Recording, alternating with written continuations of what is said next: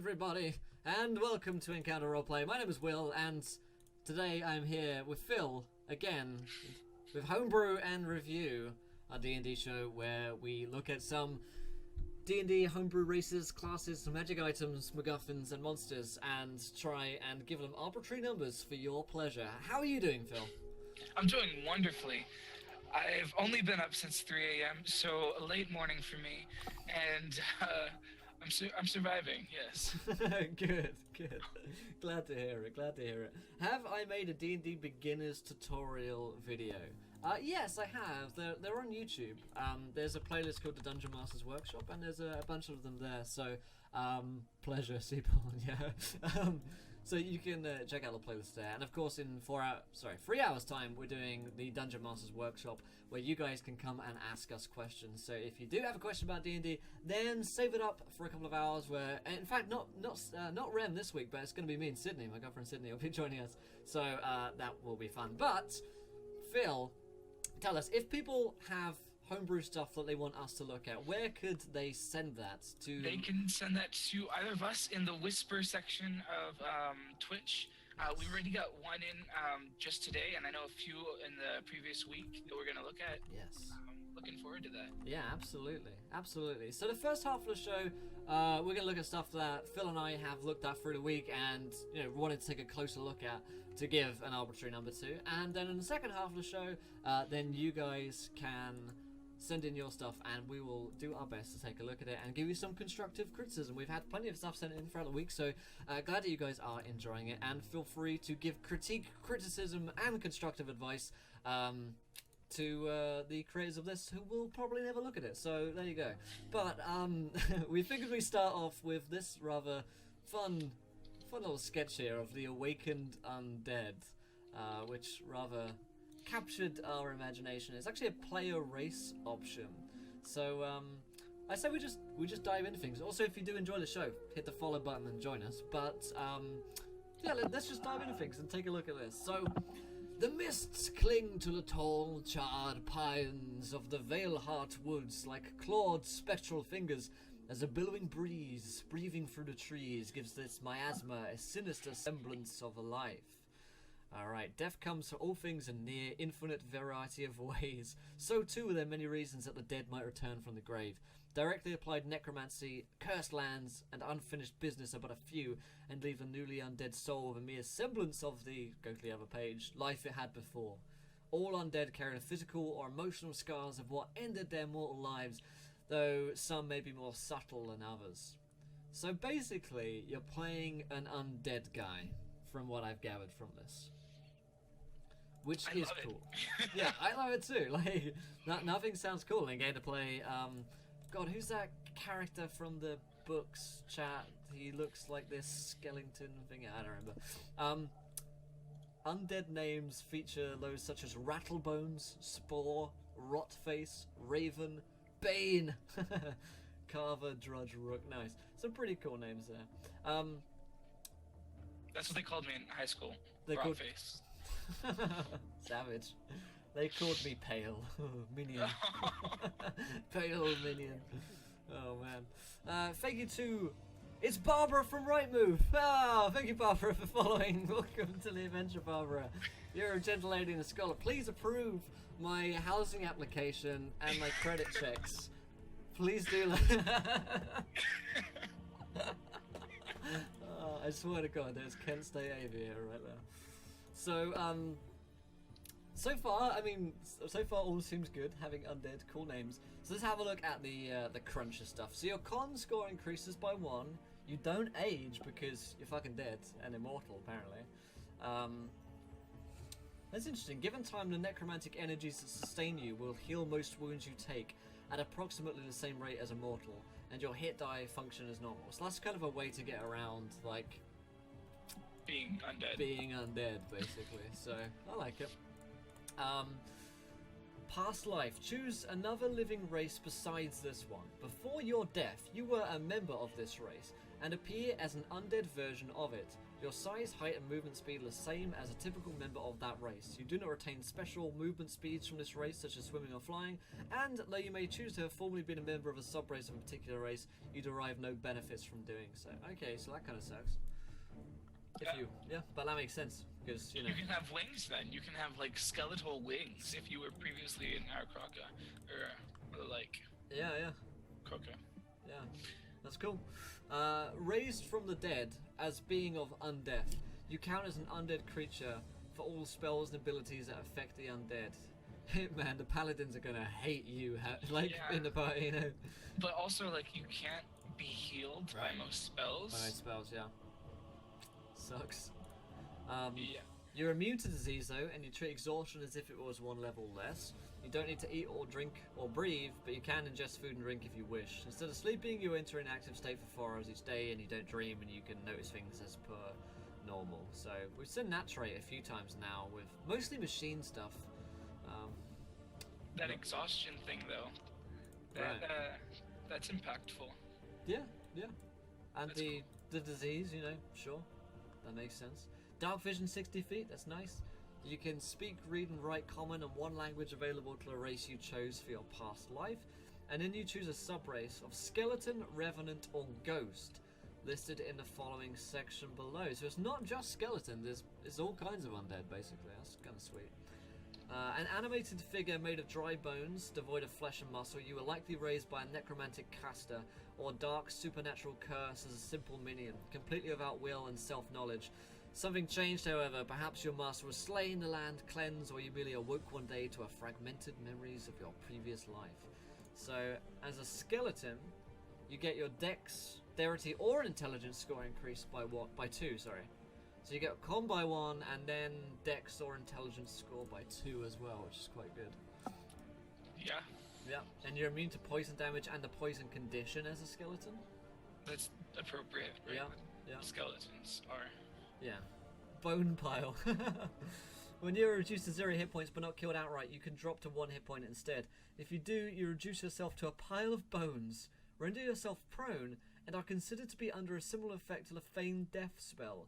While subject to this condition, you are unable to move or take actions other than using an action to endless effect. You can't use this feature again until you finish a long rest. What? Yes. That's kind of crazy though, don't you think? Like, you just get feigned death. Isn't that like similar to a half orc or? So half orcs, when they go down to 0, they pop back up on 1. Right. So this is just flavored 10 times better. Yeah. In a way. Yeah, in a way, I guess. Yeah. And then you could just. But the thing is, once you go down again as a half orc, you don't do that, you know. But you can't use this feature again until you finish a long rest. Okay, so you use it once. But that's interesting, because you can stay as a bone pile for as long as you want, basically. So you can just pretend that you're dead at all times. Makes sense. I mean, yeah. I guess you're just chilling. bag of bones. Yeah. Bag of bones. Bone to pick. They've got some great names for these abilities. I love them. Whenever both your hands are free, not including equipped shields, you may choose to use a free hand and a bonus action to remove one of your hands or arms. Oh boy. If you remove an arm, it counts as a weapon with the finesse property. Why is it finesse weapon? That deals 1d8 bludgeoning damage. D8, damn. And you have proficiency with your arm while you wield it. That's crazy. If you remove a hand, it counts as thieves' tools or a similar set of simple tools while you hold it. In either case, removed hands and arms may be reattached by using another bonus action. That's kind of crazy, don't you think? Like. Oh, okay, but you couldn't wield the shield. True. If you were using your arm. I love the idea of that. I love the idea of it. You drank a lot of milk when you were alive, clearly, to make your bones that strong. Makes my bones grow big and strong. Yeah. I love it though. Like, you could just like pop off an arm and you got a 1d8. Like, that's crazy. That's Level good, yeah. Level 1 finesse. Oh man. Okay. A revenant. When a brutal murder or an atrocious crime slays an innocent soul endowed with sufficient willpower, there is a rare occasion where the victim refuses to stand by and stay dead. You were created not at the whim of a mortal spellcaster, but when you were slain, and either a god of death, vengeance, or justice, or by yourself, took enough umbrage at the death to raise you from the grave, typically at least a full day. Nice. Okay. Ability score, your charisma or strength score increases by 2. That's an interesting choice to choose between, isn't it? Like charisma or strength. I would just stick with charisma, and intelligence for the skeleton. Yeah. But whatever. Yeah, yeah. You know, at all times, the general direction and relative distance to a creature of the DM's choosing against whom you seek revenge for your death, even if the creature and you are on different planes of existence. Should this creature die by your hand, or that of another, you instantly know, and your DM chooses another creature also responsible for your death for this feature to apply to, should such a creature exist. That's really cool. Possibly. Or you piss off your DM and he's like, your guy, your enemy just died. Yeah, yeah. You're dead too. Yeah, yeah, yeah. Or like, okay, let's... Who's another one that's responsible? I don't know, the squirrel over there. Yeah. I like it though, like for role-playing stuff, that could be super cool. Definitely, like, he's on a different plane. It's like a cool way to track people, like to haunt people almost. It's cool. Poison resilience. You have an advantage on saving throws against poison, and your resistance against poison damage. Whereas the skeletons are immune to poison in the poison condition. Okay. So then you get unnatural vitality. Sounds like a similar thing. When you drop to 0 hit points, you may choose to stay conscious instead of falling unconscious. If you do, you gain temporary hit points equal to your total character level. In this state, you may take an action or bonus action on your turn, but not both. And you make death saving throws at the end of your turn as usual. You can remain in this state until you fail the first death saving throw, at which point you fall unconscious, or die outright to massive damage. You can't use this feature again until you finish a long rest. That's kind of cool. So that one, the Revenant allows you to stay fighting even when you technically die. Right. Which is pretty sweet. Is that... So do you go prone? Just trying to figure this out. You take a bonus? No, it doesn't say that you go prone. Okay. Yeah, no proning. So you may only take an action or bonus action, but not it's both. Like being slowed, yeah. So you just you can stay fighting and make attack rolls, basically. It's pretty sweet. And then, last but not least, the ghost. I'm sure we all know what a ghost is. I would make it so that you have to, like, the only action you can take is to attack. That way it prevents you from healing yourself. Right, right. But if you're undead, can you heal yourself? I guess you could spend action surges to restore... Potion? Potions? Yeah. I guess there are ways that you could do it, yeah. Second wind if you're a fighter. Second wind, yeah. Yeah, that's what I meant by fucking action surge. Oh, yeah, sorry. Yeah, no, I'm thinking about 4th edition. Ghosts. Your charisma or wisdom score increases by 2. I think it's a little bit odd that you choose between these wisdom or charisma. Wisdom or charisma choice makes more sense than a charisma or strength choice, though, to me. Especially for a ghost, yeah. Right, yeah. You're immune to poison in the poison condition. You gain a fly speed equal to half your land speed, rounded up to the nearest 5 feet. Okay. Fly always scares me. You have proficiency with an unarmed strike, and any damage dealt by it is necrotic. That's cool. So you can just punch people as ghosts. Just slap people around because you're a damn ghost. Yeah. Alright. You can move through other creatures and objects other than walls or ceilings as if they were difficult terrain. Once per short rest, you may pass through up to 10 feet of solid walls, treating them as difficult terrain as part of your move action. You take 1d10 force damage if you end your turn inside an object or a wall, and are immediately ejected to the closest space available if within a wall. It's kind of sweet. I think there's a standard damage for that. Yeah. It's like full damage. 5d10 or something like that. Oh, really? Okay. Because I play a druid that can meld into stone, and if you and turns in. There's specific damage for that, and it should kill you if you mess up. And then they got optional feats. Your ghost character has access to the following special feat, which is ghost magic. Your soul is especially powerful, and you may channel its power into a semblance of mortal magic. Each day, you may cast up to 3 of the following spells: Blink, Catapult, Charm Person, Fear, and Invisibility. You regain the ability to cast these spells when you finish a long rest. When you take this feat, choose either Charisma or Wisdom as your spellcasting ability for these spells, and you cast any spells gained by this feat at their lowest possible levels. Okay, interesting. I guess ghosts might be a bit more magic-y than the other Revenant and Skill. What do you think of this, what's it, the Awakened Undead?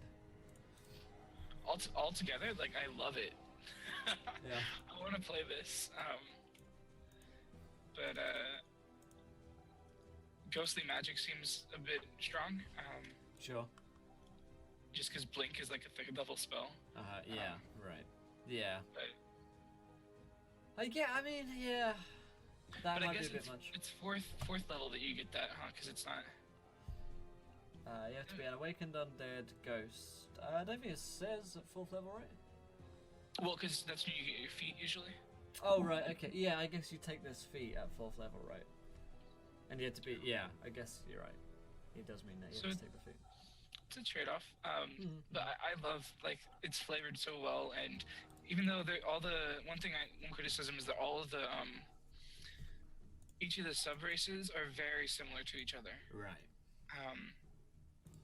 And so if there was something that's consistent through all of them, I might make it just a racial trait, and then be more specific in differentiating. Yeah, they do. In terms of how they play, I think they play quite similarly.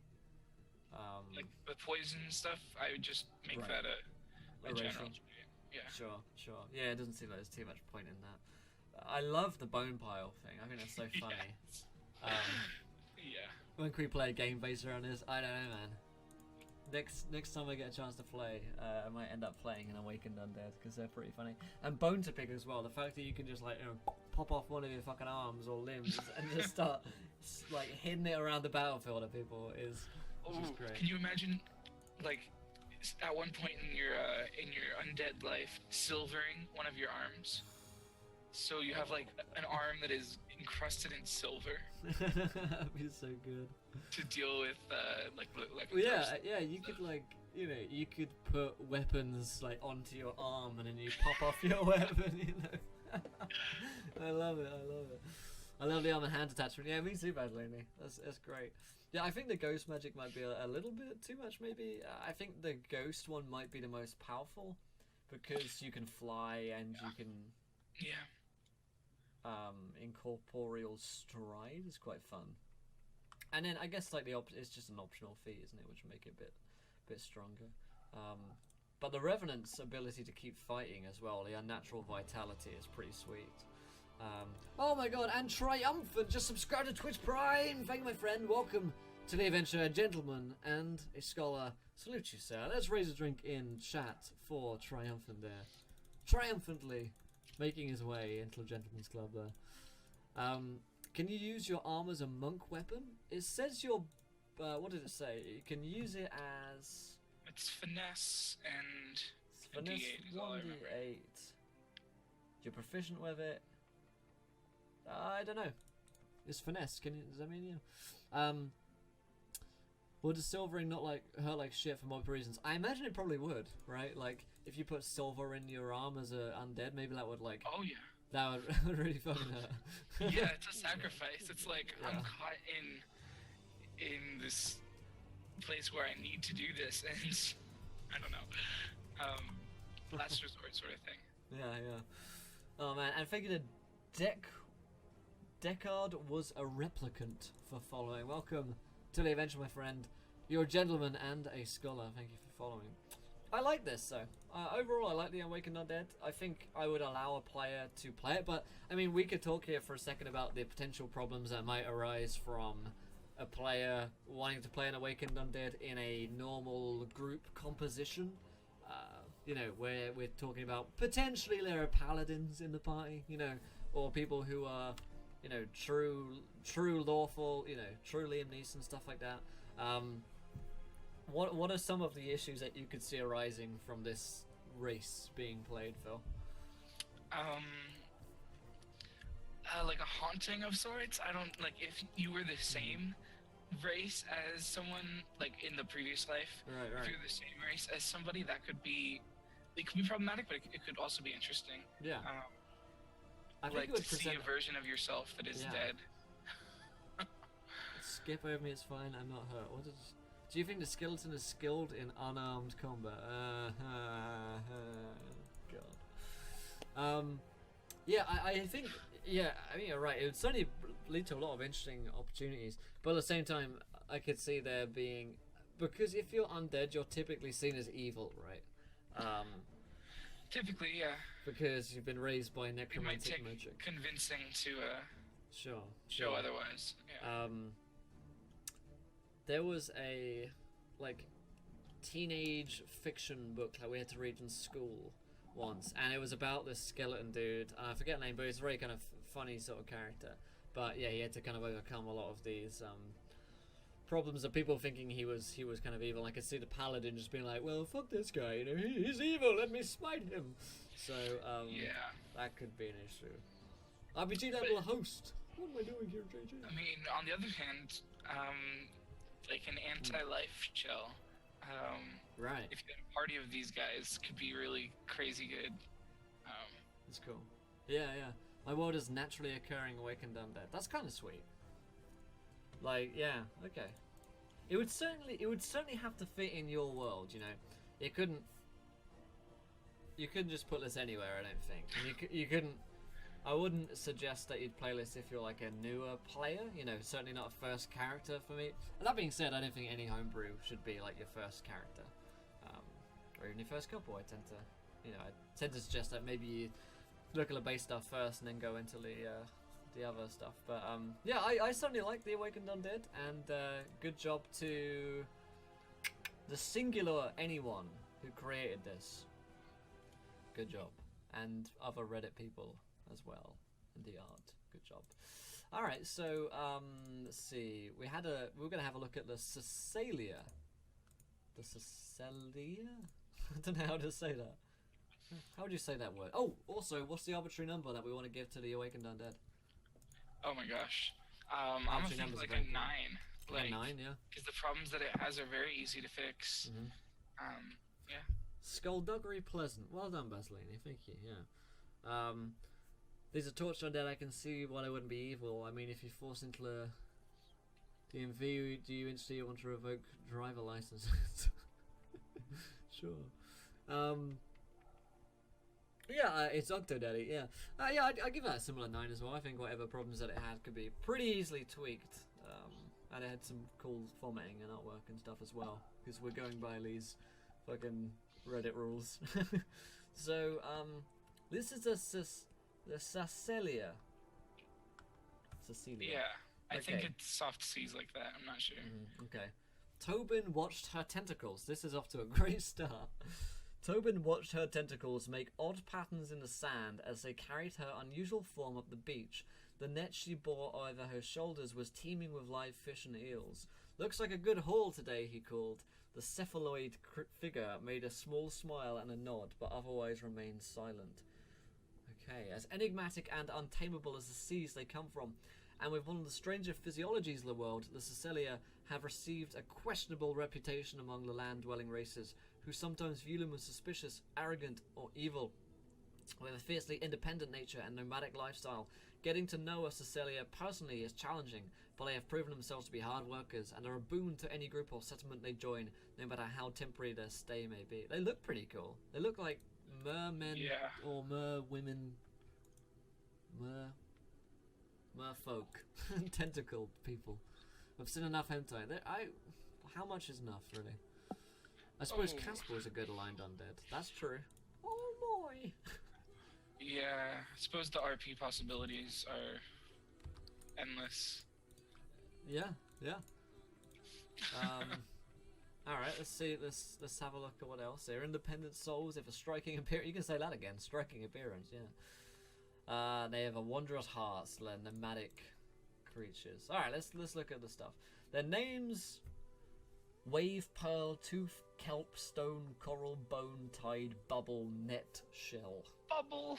Bubble. You mentioned it being called Bubble. An Ursula druid, yeah. I wouldn't want to play one of these just because tentacle jokes. Yeah, especially if you're on this show, you know. Okay, your dex increases by 2. You age quickly, with most rarely living longer than 70 years. Can we talk about like the artwork here is a little bit like ooh butts. Oh. Yeah. Yeah. Okay. Alignment. Fuck. Triggered. Cecilia's torso averages 2 to 3 feet, although their tentacles reach 8 to 10 feet in length. Your size is medium. All right. Okay. You can breathe both air and water. That's great. Your base walking speed is 15 feet because you're a fucking like octopus person. You can't walk on the land very well, but you have a swim speed of 30. Tentacles. All right, let's get into the hentai. Your lower body consists of a crown of 8 tentacles, the bottom surface of which are covered in a layer of soft hydrostatic discs. Wow. You can manipulate these discs to create a suction powerful enough to suspend you out of water, as well as grip opponents with frightening strength. Your tentacles are strong enough to support your weight above water and provide movement on land, albeit at a slower pace than that of surfing-dwelling races. Though prehensile enough to manipulate objects, your tentacles do not possess a manual dexterity or speed to wield weapons effectively. You gain advantage on climbing checks and on checks to either initiate or end a grapple. Wow, okay. You may take the use an object action as a bonus action on your turn, and can do so at a range of up to 10 feet. That's pretty cool. I mean, getting advantage on all grapple checks is pretty good. Yeah, so is that use an object. That's like a 3rd level rogue trait. Interesting. Right, yeah. Yeah. But then I guess you're moving really slowly and stuff. And yeah, okay. And yeah. We'll see. Hydrostatic skeleton. The internal skeleton of the upper torso is made of a flexible cartilaginous tissue, stronger than that of surface. I feel like whoever did this is like a fucking scientist. You gain resistance to bludgeoning damage. Okay. In addition, you may squeeze through spaces up to 2 size categories smaller than you, with no penalties. Equipped weapons, armor, and other items must also fit through the space to use this ability. For the purposes of this, any size category small and tiny are equal to 1/2 the previous category. And you speak Aquan and one other language, usually common. And then you choose subraces: the tropical, the open ocean, and the deep Cecilia. So deep. Okay. What do you think is so far, Phil? It's interesting. I like it, but I'm skeptical still. Yeah, I'm to be convinced, I think, at this point. What are you guys in chat thinking? Thank you to Likes the Bacon for following. Welcome to the adventure, my friend. You're a gentleman and a scholar. I can relate to that. Okay, let's see about these sub-races. Yeah, I think the core stuff is okay. It's a little bit strong. Right, yeah. And then I'm thinking... I mean, mechanically, bludgeoning is really popular damage. Right. Interact with object is there's a lot of movement inhibiting objects. And then grappling is just... And now we're about to look at sub-races, which I wonder how many extra features they're going to get from that as well, you know. Do they have ability to conceal the tentacles of natural magic sea giants? I don't know, maybe one of these sub-races will get that ability. On the fence still, yeah. There's enough features on the core race that sub-races are excessive. Yeah, I think we're in agreement there, Fire. We'll see, don't we? Maybe there's only a couple on these. Advantage on all grapples is a lot, you're right. Poker. Hey, Zelda, what's up, my man? We're looking at Cecilia race at the moment. Yeah, okay, let's see. Alright, so tropical Cecilia. Commonly found along tropical coastlines, your charisma score increases by 1. Your proficiency with spear, net, and merhook. And you gain camouflage. Oh, this might be what you were saying there, Ducko. You may alter the colours and texture of your skin, allowing you to blend into your surroundings. This ability grants you advantage on stealth checks to hide if you're wearing no clothing or armor and carrying no items. You may make a stealth check to hide even when a creature could normally see you. Both of these abilities are lost if you move or take an action. You may use a sleight of hand check to conceal a small weapon or item on your person when hiding in plain sight. That's cool. So you could camouflage and then grapple. That would be like the play, you know, like you go invisible. But I guess these guys are like kind of shit out of water, aren't they? Do you know what I mean? Yeah. Like, because they're moving so slowly. That's such a small part of thing, so... Yeah. I guess, yeah. I just feel like they're Because you're gonna going to grapple them, and grappling doesn't take your arms in this case, so... Ah, you're right. Yeah, you're right, because I didn't even think about that, because a grapple is with your tentacles, not even with your arms, which... And honestly, if I were DMing someone with this race, I would say you can grapple from 10 feet away, or whatever. If you can interact with an object, then you should be able to try that. Yeah. Okay. And then the open ocean Cecilia, your intelligence score increases by 1. Your proficiency with spear, net, and merhook. I don't know what the point of choosing the sub races is if they all get aquatic weapon experience. That should just be a racial, right? Don't think too hard about it. I know. You may use a bonus action to take... Sometimes there's no logic in these. You may take a bonus action to take the dash action. This ability can only be used underwater. Water jets is what that one's called. It's kind of cool. And then ink cloud. You release a cloud of ink, concealing your escape from predators. You may cast fog cloud with a range of stealth and a duration of 1 minute. The cloud does not move with you. You must complete a short or long rest before using this ability again. Okay, fog cloud is fine. Yeah. I would combine... I mean, I'm just being picky now because I've, like, wild shaped into octopi in the past, and so I would combine them similar to the giant octopus feature where you can create the ink cloud, and that is what allows you to dash. Right. Instead of just being able to dash whenever. Yeah. Can only be used underwater, I suppose. But yeah, the ink cloud doesn't say that it has to be underwater, though.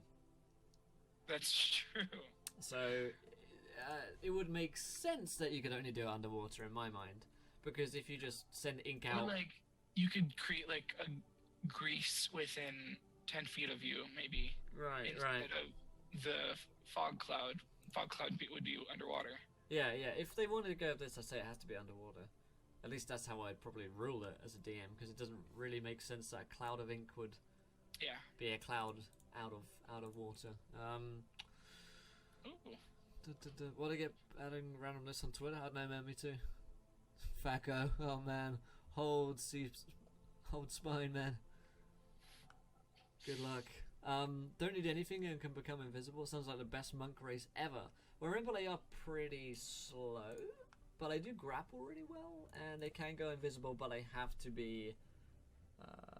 does they have to be underwater for this one? Okay, maybe not. No, you don't.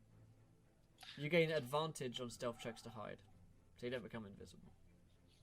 Advantage on all stealth checks. Like... I think they're throwing a bit much into it. Could be a really good rogue. Keep going, yeah. Could be a really good rogue. Deep Sicilia. They made a home in the darkest depths of the ocean, the aquatic equivalent of the Underdark. Alright. Your constitution score increases by 1. You get the same proficiency as all the others. Superior dark vision of 120 feet rather than 60 feet. Makes sense. And you have sunlight sensitivity. You have disadvantage on attack rolls and perception checks that rely on sight when you, the target of your attack or whatever you are trying to perceive, is in direct sunlight. You have lived amongst indescribable phenomena. You have resistance to psychic damage and advantage on saving throws against enchantments and psychic damage. Okay. Well, I think the sunlight sensitivity makes the Deep Sicilia just worse if you're playing in any campaign, which might lead you overground. Because, But, that feels like the only balanced one. Yeah. I don't know. Yeah. Yeah, monks do get extra speed, but Axel's right, they can't move whilst they're camouflaged.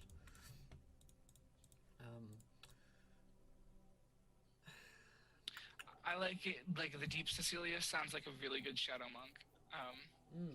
Where you have to sort of like stay in the shadows because you have the sunlight sensitivity and can jump all around. Yeah, I'd say it right. I mean, all the others. So you already get amphibious tentacles, hydrostatic skeleton, and then you take another. The resistance to bludgeoning damage it can't be there. Yeah, It's too much. You gain resistance to bludgeoning damage. Yeah, certainly not at first level. It's kind of confusingly laid out a bit as well. Do you know what I mean? Like, so they've got all of the hydrostatic skeleton, like the fluff, and then one sentence you gain resistance to bludgeoning damage. What if? Okay, I like that fluff. Sure. What if it was similar to the rogue ability, where you have damage, but you could only do it against bludgeoning damage?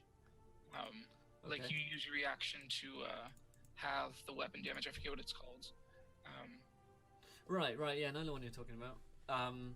That would work. Having resistance to bludgeoning just straight up is crazy, and then I'm hearing what Firebringer was saying. Like, how much do we need the sub races? Tropical, open ocean, and deep. They don't feel like palpably different to me. They don't feel crazy. I just want all of the stuff from the deep one and make that the class. Yeah. Because I love it. I think it's balanced and fun. Yeah, I like that one. It's just if I was running this, then just get rid of bludgeoning. Maybe the grapple's a little bit too much on all checks all the time. Particularly if you're playing like a barbarian grappler, then you're like you're just winning. It's cool fluff though. It's a cool idea this guy's had. Yeah. One person's visited the library to tab, which is where I practically have to explore or something. Need more skulls. Uncanny dodge is what we're talking about. There you go. Thank you. Yeah.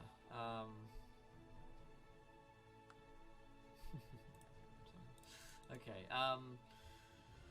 Racist battle and NPC or a monster, not a PC. Yeah. Sometimes these things make good monsters, in my opinion. I guess there's some cool role-playing opportunities there. Yeah. Like you shuffle into the tavern and you have like a long robe, but if you look closely, you might notice the tentacles creeping along. Right. Yeah. I like it. What arbitrary number should we give this one, Phil? Like a 6.5. Yeah, maybe I give it a 6.6 for the plus 1 point full of tentacles. Okay, yeah. Definitely 6.6. I agree. After all of our detailed criterion have been met, yes, you have made a 6.6. I think generally because I can't see this fitting into many campaigns as well. Like how many people would really want to play Cecilia? I don't know. How useful would you be unless you're doing a fairly underwater campaign? And I tend to think they aren't so common. I wouldn't let anyone who plays this use magic items that are meant for the feet. Like boots of flying, boots of striding, ring. That's interesting, yeah. Just because you can't wear them. Yeah. But how do they poop? The tentacles have slippers on the tips. You didn't see the butt contest? There was a butt in one picture. There was a butt, look. They answered that question for you. It's been answered. Ooh, girls' butts. Ooh. They knew it would come up. They know what gamers are like. Alright. Well, that was a Cecilia. What other ones did we have that you'd found from this post here, Phil? The princess! The princess! Oh yes, let's look at the princess. Yes. Yes. Shoot me the Zoom link on that. Yeah, not the queen. No. The princess. The princess. Yes. Brutal transformation would have to be a thing. If you could you'd have to get them tailor made, like tentacle slipper ones. How do they reproduce? Well, you saw the butt, guys. You saw the butt. That's all there is to it. That's all there is, guys. Tentacles and butts. Yeah, shoot me a link to the princess one on Zoom. Oh, okay. Yeah, and we'll bring it up for y'all to have a look at. But where would they put the boots? True facts here. This is like a science lesson in action. All right, so we're gonna take a look at the princess now, because this one is pretty important, and it's actually like all done straight, you know, like not even a joke. So the princess class. Yeah, this happened. Creating a princess. It is important to understand what she is a princess of. A castle, a vast land. Who is the king, queen? Who governs it? Is she the ruler? Yet is she too young and has a regent? Consider developing storyline arcs that force the princess out of her land or castle towards adventure and intrigue, so that she can function with a party. Now, off the top of my head, this doesn't necessarily seem like a class to me. As such, it might seem more like a background. You know? Ah, yes. Or maybe a prestige class. A prestige class. Anything. Sure. That could also work for me. Check out Soulbound. I feel like we might have looked at Soulbound, I don't remember. Okay, so you get your proficiency table and your abilities. You get majesty points. Nice. I'm feeling like they're gonna play out a bit like bards in a way. Like, yeah, with it from the table, it looks like that. Right. And thank you to Hold C Spine for following. Welcome to the adventure, my friend. You're a gentleman and a scholar. Is there a minimum charisma? I don't know. No, you can be a charisma like that, or a princess like that girl from Haters Back Off. Princess Diaries. Yes, that as well. So your hit points 1d6 per princess level. You gain no armor proficiencies. You get one simple weapon of your choice and 2 instruments of your choice. Okay. There's a lot of fucking stuff for this. Saving throws, wisdom, and charisma. You get 3 skills from that list there. You get a riding horse, a riding saddle, a bit and bridle, or a donkey, paddle, and cart, or a pair of mastiffs. That's pretty cool. Ooh, that's what I would go with. Yeah. That's intimidating. This is the class to get your girlfriend into D&D if she's into. Yes, gentlemen, take note, and ladies, take note. Like, this is cool. Yeah, or your boyfriend if he really likes princesses as well. You know, go for it. Or your daughter. That's true as well. Or yeah. Younger family member who is into princesses. So, at first level, you may utilize your voice to call out to your allies for aid and inspire them to achieve greater feats in the service of yourself or that which you call for. In order to use this feature, you must be able to speak. As an action, any ally within 60 feet of you that you can see gains an inspiring call die, which is a D4. Within the next minute, they may use this extra die on any attack roll, damage roll, ability check, or saving throw. They may decide to use this extra die after they roll, but not after the DM has decided if they succeeded or failed. You may use this feature a number of times equal to Wisdom modifier plus your Charisma modifier. You regain all expended uses after you complete a short rest. A creature who has an inspiring call die cannot also possess a Bardic Inspiration die and vice versa. That's cool. And it grows on 9th and 17th That makes sense. Yeah. I would make it a creature that can hear you instead of that you can see. But I know that, I don't know. Yeah. I like it. Feel like my boyfriend loves this, to be honest. There you go. Your dad? Sure, your dad might be into Princess Phil and his loyal hounds. A Warforged princess, maybe. I don't know. So, alright, inspiring call. What do we think of inspiring call, Phil? I think it's perfect. Appropriate for first, like for all levels, and a lot of fun. Okay. It doesn't stack with other inspiration dice like bardic dice.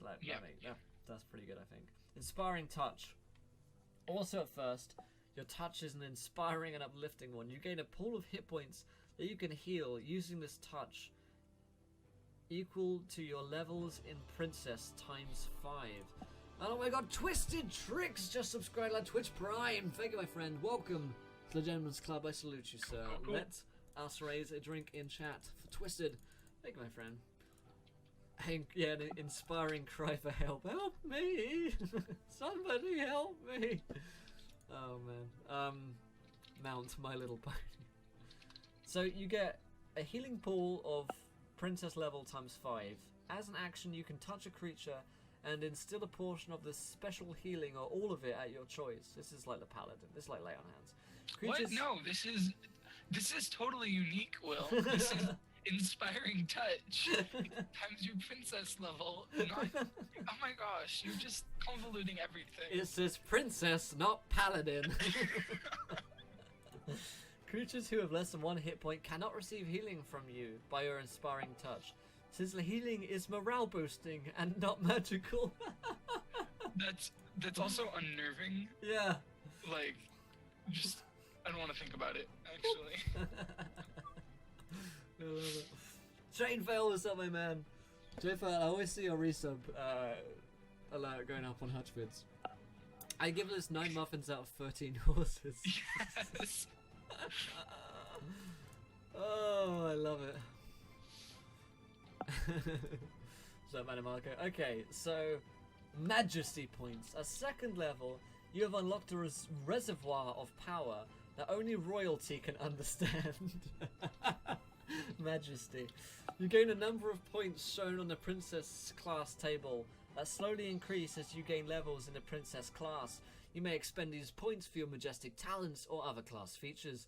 You regain all expended majesty points after you complete a long rest. So one quick note, because I'm sure there are people who think Inspiring Touch is just crazy good, but you cannot use Inspiring Touch on yourself. Which is important can't even to inspire note. yourself.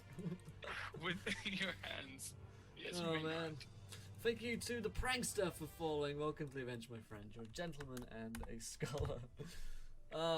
So as a parliamentarian, I can't say I'm so behind this particular class. Also thank you to Mr. Blonde 4290 for following. You're a gentleman and a scholar. I agree, Chainfell. This would be a great outlet for some deeper parts of me. Do you think a dwarf princess still has a beard? Damn, that's a good question. Maybe they braid them. Oh man. Good question.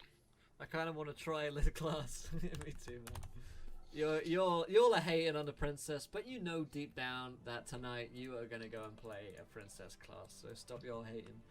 Majestic talents. Also at 2nd level, you gain access to your first abilities to utilize your majesty points. Your majestic talent. If only real royalty actually had any functional use at all in a modern day society. Choose 2 from the majestic talent section at 2nd level and more based on your level as you progress on the princess class table. If any talents require you to formulate a majestic ability, such as making a melee or ranged attack roll, treat it as if it was a spellcasting ability, referred to as a majestic ability, which is based off your wisdom. Is 8 plus your wisdom modifier plus your proficiency bonus. Wow, okay. Whenever you gain level in the princess class, you can forget one majestic talent and learn another one that you meet the prerequisites for. I'm guessing we're going to see what some of these majestic talents are at some point. She can also be a fallen princess, that's great. Okay, so this is interesting. Okay, so you get loads of stuff at 1, and then at 2, and then you take your princess type, which gets you stuff at 3rd, 5th, 7th, 14th, and 17th. I think you should get one or the other, like Inspiring Call or Inspiring Touch. Oh, you do? Okay. No, I think you should. Like, I think that would be a way to balance it, maybe. Yeah. To begin to balance this, yeah. Yeah, someone's taking care of those corgis. What book's this class in? Found a It's on the book of Tumblr. Yeah, the book of Tumblr. where we can always find Phil on Tumblr. Will of the Bones. What? What's the Twitter account of the British Royal House? I don't know if the Windsors have a Twitter account. Okay, so charismatic armor. At 2nd level, Your mere presence exudes a charismatic aura that is often difficult to strike to most creatures. I don't know, I think I'd pretty happily strike. When not wearing any armor or using a shield, you gain an armor class of 10 plus your dex modifier plus your charisma modifier. Creatures who are immune to being charmed ignore this armor class. Creatures who have advantage to resisting the charm condition have advantage to attack rolls against this armor class. Okay, there aren't too many creatures that have resistance to charmed condition though, right? I guess you're looking like at Fey creatures pretty much, yeah. The Fae see through the shit of the royalty, man. That makes sense. Yeah, indeed. Princess type, you may choose between classic princess, fairy tale princess, or warrior princess. You have to be called Xena if you take that one. Okay, and then princess sublime. At 20th level, you have reached the greatest height of being a princess. Accurate. Accurate, yeah. While you may have already ascended or fallen, this new pinnacle is reflected in your sheer presence. Your wisdom and charisma ability scores improve by 4 to a maximum of 24. Okay. Well, welcome to 20th level, folks.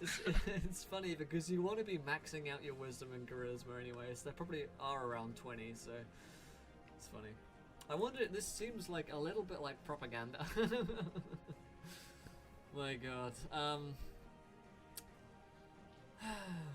Is the greatest height of being a princess to become a queen?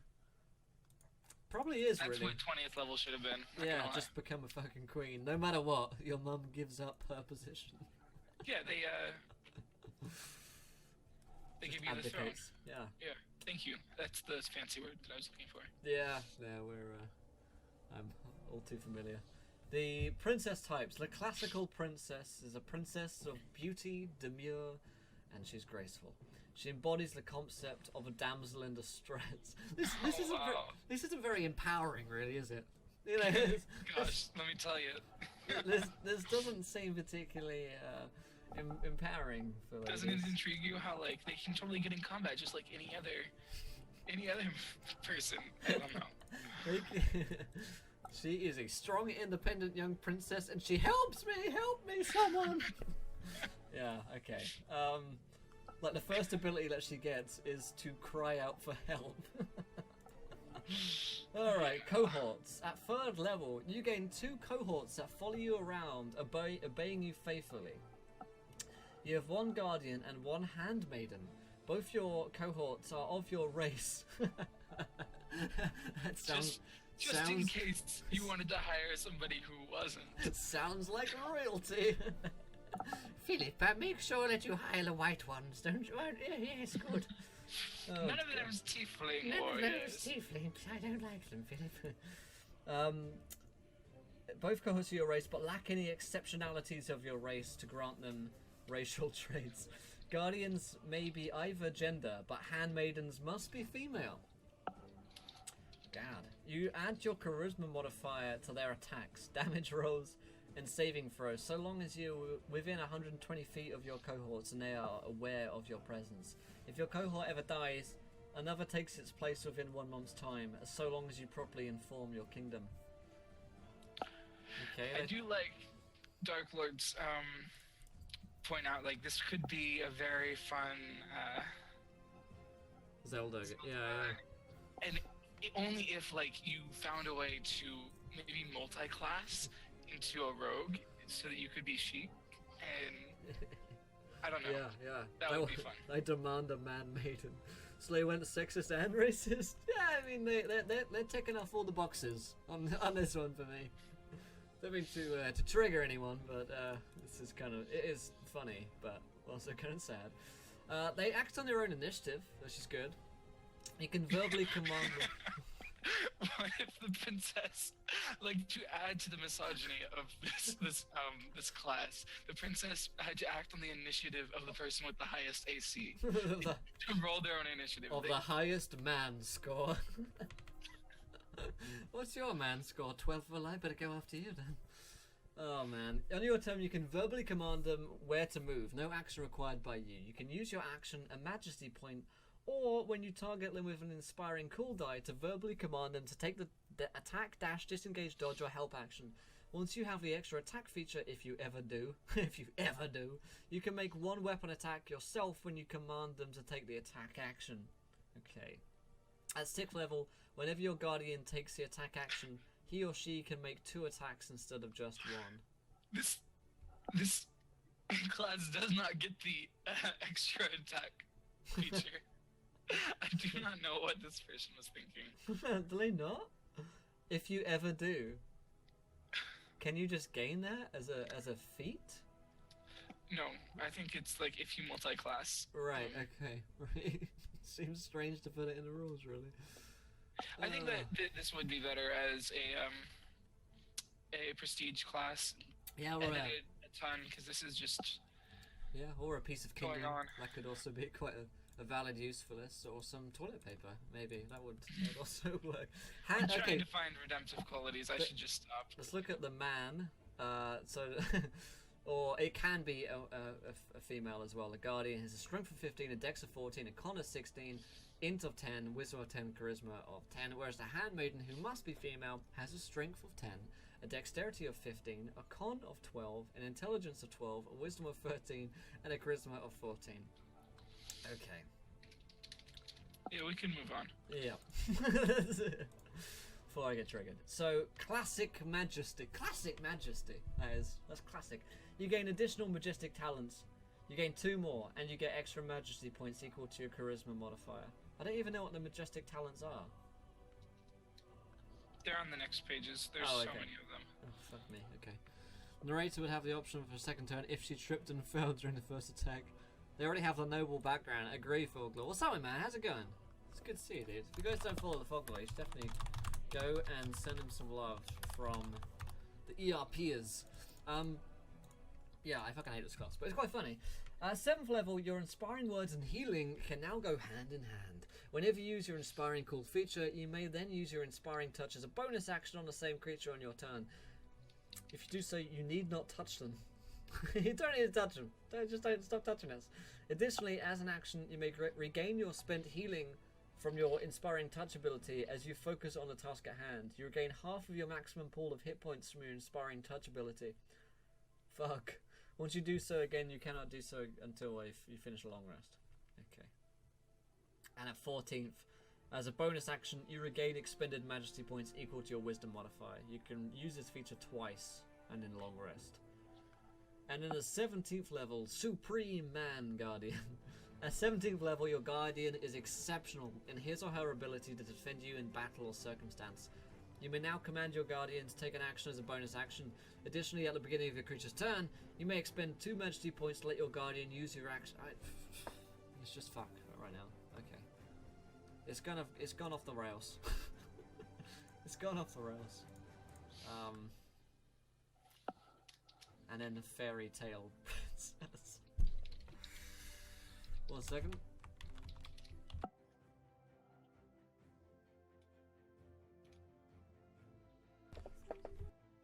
Yeah.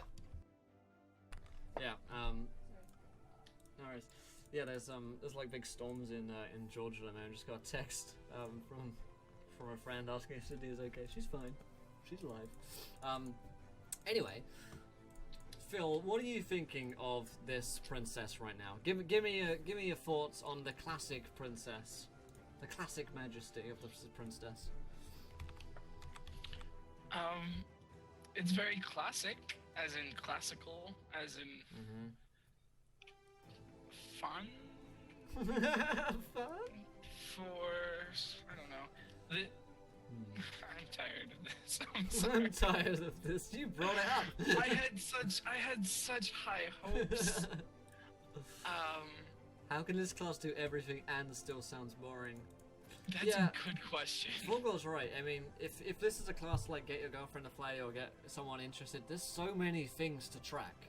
Like there's so much information in this that it becomes like unmanageable, you know. Classic as in sexist as fuck. Yeah. No, someone just came in just to text that. Storms are okay, but she's fine. Phil, can I be your supreme man guardian plus I am V strong? That's a fine offer there, Phil. As a classical princess yourself, how do you react? Oh, I accepted the offer when Long ago, really. she described my skirts billowing out behind me, and yeah. Wow, you guys are serious. Okay. Well, I'm sorry. We should have been joking. We were joking, guys. Very happy for you both. Yes. So, all right, the fairy tale princess. Let's try and breeze through this one. They're the ones with a magical past. Okay. You are cursed. You are under one of the. Okay. Choose one of the following woes that are inflicted upon you. You are cursed, and you're under the effects of a bestow curse spell, except its effect is permanent and cannot be removed by a wish spell or by the death of the creature who cursed you. Fuck. I give this class one single Pringle. Okay. You're Sleeping Beauty. I mean, forever sleeping. Forever sleeping. Yeah. You are subject to sleep spells and effects, even if you have immunities from other features or abilities. Whenever you are the target of a sleep spell, count yourself as having half your current hit points as you currently have. Additionally, choose one creature. That creature is your soulmate or savior. Whenever you are the subject of magical sleep, you fall asleep permanently and may not awaken until your soulmate or savior kisses you on your forehead or lips. Should your soulmate or savior ever die, you awaken by the next creature that kisses you on the forehead or the lips. This is fucking ridiculous. Once you are permanently under the effects of a sleep spell or effect, you cannot do so again in a permanent way for 1 year after you are awakened. That's just crazy. Yes, That's just Disney and Dragons. This is Disney and Dragons. You guys wanted Disney and Dragons, we gave it to you. Demon Destroyer. We're looking at homebrew classes, man. This one's the princess. Like, that's just strictly terrible. Like, there's no way in which that's good. There's no redemptive, like... No. No redemptions. This is so good, I need it. I would pay good money for this. I'm gonna pay top dollar to whoever created this abomination. Okay, and in honesty, you are magically compelled to always tell the truth when you are asked a question. This truth is relative to your own understanding of truth and reality, but you cannot willfully lie or be dishonest. Okay. So if I were creating a princess class, I would allow them to polymorph frogs into the like guard monsters manual race and like have an army of frog creatures. And that is all I have to say about this. That's the best idea I've had regarding this class. I imagine, like, yeah, you're right. If anyone was playing a princess and they pissed you off, you just cast sleep on them, and then they're out of the game for the next year. Oh god. Oh man, that'd be good. Polymorph frogs and the princess. Yes, wake up and you're a 27-year-old princess. Oh my god, thank you to Such Name for following. Welcome to the event, my friend. You're a gentleman and a scholar. Thank you for joining us, my friend. Alright, and then you have Midnight Form, which might be the frogs. At dusk, so long as you're within 1 mile of being able to see the night sky, you transform into one of the following creatures from the monster manual. A female orc, a frog, or a swan. You lose all of your class features and capabilities and act only with the stats provided of your chosen form. When dawn comes, you revert to your normal form, and you act as though you had a long rest, whether you rested or not. This woe is dependent upon some factor, creed, doctrine, or curse, usually of the poetic type. Discuss this with your DM to see if you may ever break the curse, or how you must follow some doctrine to avoid the midnight form, should you wish to. Yes, ladies and gentlemen, you can literally turn into a frog. No need to polymorph, Phil. You just take this option, midnight form, and you're away. Indeed. Fiona, yeah, you could actually play out Shrek. Oh god. You die for exhaustion in 6 days. Why? Why? Be more constructive with your feedback. What if you're already an orc princess? No, you can't be. I'm afraid not, because they're not pretty enough. I think I'm done reading through this one. I'm gonna take a quick look at the warrior princess. Okay. The warrior princess is one of valor, of duty, and of combat prowess. She is not the damsel in distress. She is the dame who puts others in distress. Okay. Often a figurehead of battle or armies, the warrior princess and her rallying call is both inspiring and fortifying. Wielding her signature weapon, almost all warrior princesses are sights to behold. You gain bonus proficiencies. You're proficient in light and medium armor, and your choice of four simple and martial weapons. Alright, okay. Freddy Kronos for following. Welcome to the adventure, my friend. You're a gentleman and scholar. Enjoy your stay. Okay, you gain a lot of proficiencies. You get War Cry. You turn your inspiring call into a War Cry at 3rd level. As a bonus action, you may emit a signature War Cry as a use of your inspiring call feature. When you do so, roll a d4, regardless of your inspiring call die size. You must then use your action to attack an enemy with the result as a bonus action, as a bonus to your attack. If your strike succeeds, all allies within 60 feet that can see you hit your opponent have a bonus on their next attack roll equal. God, this is just so much stuff to read, and it's not making much sense. She is the one who knocks. Yeah, the dame who puts others in distress. That should be your Twitter handle. I feel like this one is what they should go with if you're going for like a warrior princess. It's a little bit more kind of empowering than playing the damsel in distress who's pretty and lets other people do the fighting for her. Should be a chaotic alignment for a princess. Lucy Lawless. Yes. You get extra attack at 5th level with the warrior princess, but not with the other ones. That had specific rules for extra attack. Okay, at 7th level, you have learned to use your majestic presence in the heat of a battle. You may expend 1 majesty point to take a dash, disengage, or dodge action as a bonus action. Okay. And then you get extra different weapons that they've made. The bola, the chakram, and the war fan. The fan of war. And looks like they're majestic talents. There are a lot of these. Animal companion, all eyes on me, berating words. There's at least... Okay, there's at least like 10 of those. Okay, I do like the weapons. I mean, the chakram especially. Sure. Like that's the circle when she's throwing in the. Oh, and the picture, right? Because yeah. I like that. That's cool. Sure. I like this one the most. I got bored reading all of this. You know, yeah. I'd get bored playing this. Yeah, actually. It's trying to do way too many things. You know, it's a class in which 3 classes exist. You've got a fighter in this one. You've got some kind of spellcaster in the fairy tale one, and then the princess one is just shit. It's just like a rangery bard that is bad and sexist and kind of racist too against orcs and other peoples. I don't like it. Well, Phil, give us a summary of the princess class. Yeah, so you I think that sounds you ride around on like a horse. Right. And you touch people on the shoulder very daintily, and they get you give a powers. pat on the back. Yeah. It's not a paladin ability. It's not. Okay. If you say it's a paladin ability one more time. I am off this show. I walk.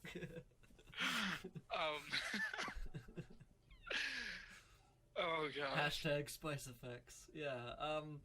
I think it's like it's an okay idea to have a class which like your youngest sibling could get into, or you know your I think the monster that I shared with you, I think that is what would actually get, like, if you're trying to get your daughter involved in D&D or the like whatever, this next monster, the sloth demon, which I alluded to, yes, is absolutely what you need to go for. Shoot me a link of that on Zoom and we'll get it up.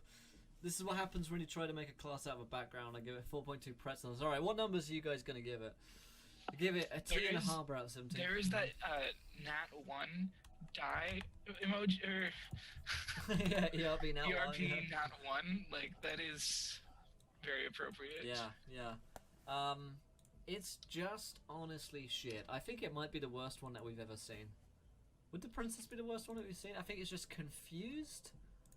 It's very confused, yeah. unbalanced, convoluted rather. convoluted, not well thought out, a little bit sexist, I'd say. Not very empowering at all, and not particularly fun to play. I don't think. Like, the funny factor of it kind of wears off pretty quickly. Like, haha, it's novel because it's a princess.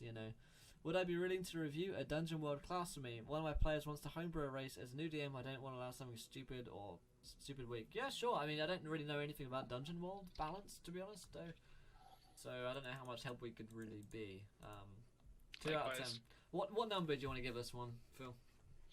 Oh, I put it in chat. I used your emoji. Oh, that one, yeah. I think it's a 1 for me as well.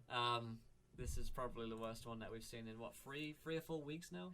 Yeah, so much potential and just hopes are dashed. It's up to your I guess I storyteller. won't be playing a princess anytime soon. Yeah, it's up to your storyteller narrator to make it good. The thing is, they shouldn't have to. It's just shit. End of. Princess, goodbye. Sorry, we wish that you could have been so much more. Let's have a look at the sloth demon though. I love the sound of this. Let me tell you. So, it's an NPC. It's an NPC, yeah. So it's a monster that you can throw at your party. And I looked at the creature and it had become me. A veritable copy of my form, of my very mind, stared back at me as if from within a mirror. I thought surely that this was a trick, an illusion meant to put me off guard, but as I engaged the thing with my sword, it fought me with maneuvers that I recognized. It parried as I parried, it swung as I swung, it spoke to me and said things that only I could know. I think this demon of sloth has no form or identity of its own. It is envy as much as sloth, I believe, and mine was not the first shape it stole that day. This really reminds me of Dragon Age Origins. There is the God, I can't remember what it is. I think it's a creature of sloth, like a sloth demon, and you have to go for all these like levels of like hell and stuff like that, and then you end up fighting a creature a bit like this. Let's see, a challenge rating 4 creature. Okay, cool. So something that you could throw at a party at a reasonable level and not expect them to... like as a big boss early on, or... Armor class is 17, the perfect number. 72 hit points, speed of 30. Really high intelligence and charisma scores, and really low strength and dex and con, which is interesting. It has resistances to bludgeoning, much like the Cecilia. I think for the thematic elements, its con score should be higher. Personally, right, and the int score maybe not so much. Oh, the artwork is from Dragon Age. Maybe that's why I was thinking of it. Okay, cool. Oh, okay. That would make sense. Why my mind would think that. Yeah, con maybe would want to be a little higher, potentially. Let's see. Piercing and slashing from non-magical attacks is immune to charmed, poison, and prone. Oh man, the princess is going to be screwed because he gets advantage against her. Plus 7 Arcana, plus 7 to Deception, Insight plus 4, Perception plus 4, Persuasion plus 6. Blind Sight 120 feet. Speaks Abyssal, Common, and Elvish. Is an innate spellcaster with spell save DC of 13 plus 5 to hit with spell attacks. You can innately cast the following spells requiring no material components: Charm Person, Friends, Message, Ray of Sickness. And then 3 a day each: Detect Thoughts, Ray of Enfeeblement, and Sleep. And once per day it can do Plane Shift or Hypnotic Pattern or Slow. Hypnotic Pattern's really good. It has magical resistance, so advantage on saving throws against spells and other magical effects. So it goes really tough to deal damage to, basically. Yeah, especially if you're, well, I mean, it was an AC 17, anybody. Right, yeah. But I was thinking, especially if you're a spellcaster, because the resistance and... Right. Armed and, yeah. And the 120 blind sight means that it's seeing you no matter what. And it gets to do these innate spellcasting things. Alright, its claws are a plus 4 to hit with 2d8 plus 1 slashing damage. Instead of dealing damage, the sloth demon can grapple the target. And then when it's grappled, it can do a drain life, which is a plus 4 to hit. One willing creature or a creature that is grappled by the sloth demon, incapacitated, restrained, or charmed, takes 4d6 necrotic damage. The target's hit point maximum is reduced by an amount equal to the necrotic damage taken, and the sloth regains hit points equal to that amount. The reduction lasts until the target finishes a long rest. The target dies if the effect reaches 0 hit points. That's like an overpowered white. Yeah. I feel like this is higher than CR4. CR4, yeah, I agree. But I like it. I still want to. I like. It's one against my own players. Yeah.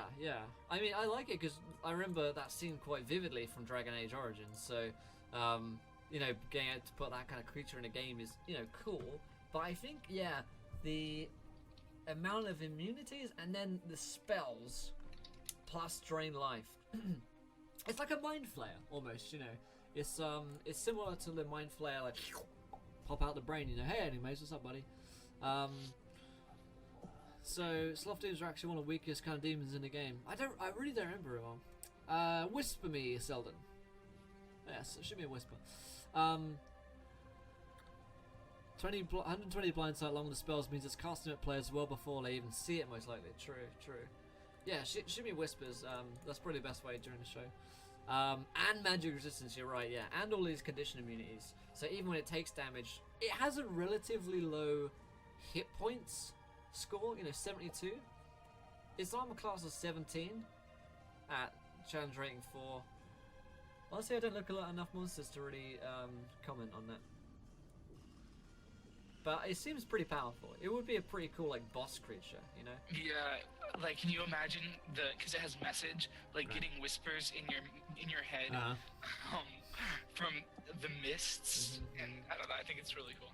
Yeah. As a boss creature, sure, but I think the challenge rating should probably be upped. Definitely. I don't know exactly what the perfect number would be. You'd probably have to do some maths on it, which I'm not prepared to do. But I don't know, 6, 7, something like that would seem appropriate, maybe. It's cool though. Sloth demon, a demon of sloth. Oh yeah. All right, so we're in. Wait, we should give it an arbitrary number. I always forget the arbitrary numbers. What number do you want to give this one? I think a 7. Yeah. Most of it's pretty fleshed out, but it's not appropriately rated. Yeah. I'd give it maybe an 8 because Dragon Age Origins was a good game. And for the illustration, yeah, okay. 7.5 for me.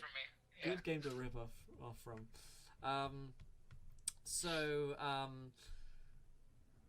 You just get 275 XP. Any way to send it easily? Shoot it to my email address would be the best place to send that stuff. Anyways, right. Alright, so we're going into the second half of the show. This is the part where you guys send in your things that you want us to look at, and we'll give it arbitrary numbers based on how good we think it is and what might be able to be improved about it. First off, we have something sent in previously, which is the Lycanthrope Prestige class, which I will send to you, Mr. Phil. Thank you. So that you can take a look at this as well. There we go. And I'll capture this on the screen for you guys. If you have them, best place to send them in is to whisper either at myself at Encounter Roleplay or at Phil, who is at Curse RPG, and we will try and get through as many as possible. We are going to look at the Alchemist class here in a minute as well, because we've been meaning to do that for a couple of weeks now for True Hippie. Oops, I'm moving things around. There we go. So let's have a look. Okay, what's up, man? Lycanthropy. Alright, I believe Enigmaze is in the chat as well, so we can answer questions, thoughts, concerns, and stuff like that. So we know what a Lycanthrope is, of course. It's a prestige class. There's a level cap on how many Lycanthropy class levels you can have per character level. You can choose to invest 1 level in Lycanthropy upon hitting 5th level, and again at 9th, 12th, and 14th levels. Since this class will take away a potential ability score improvement, it will grant 1 upon reaching 4th level of Lycanthropy. Okay, that's interesting. So, balance of... thank you, Scotland.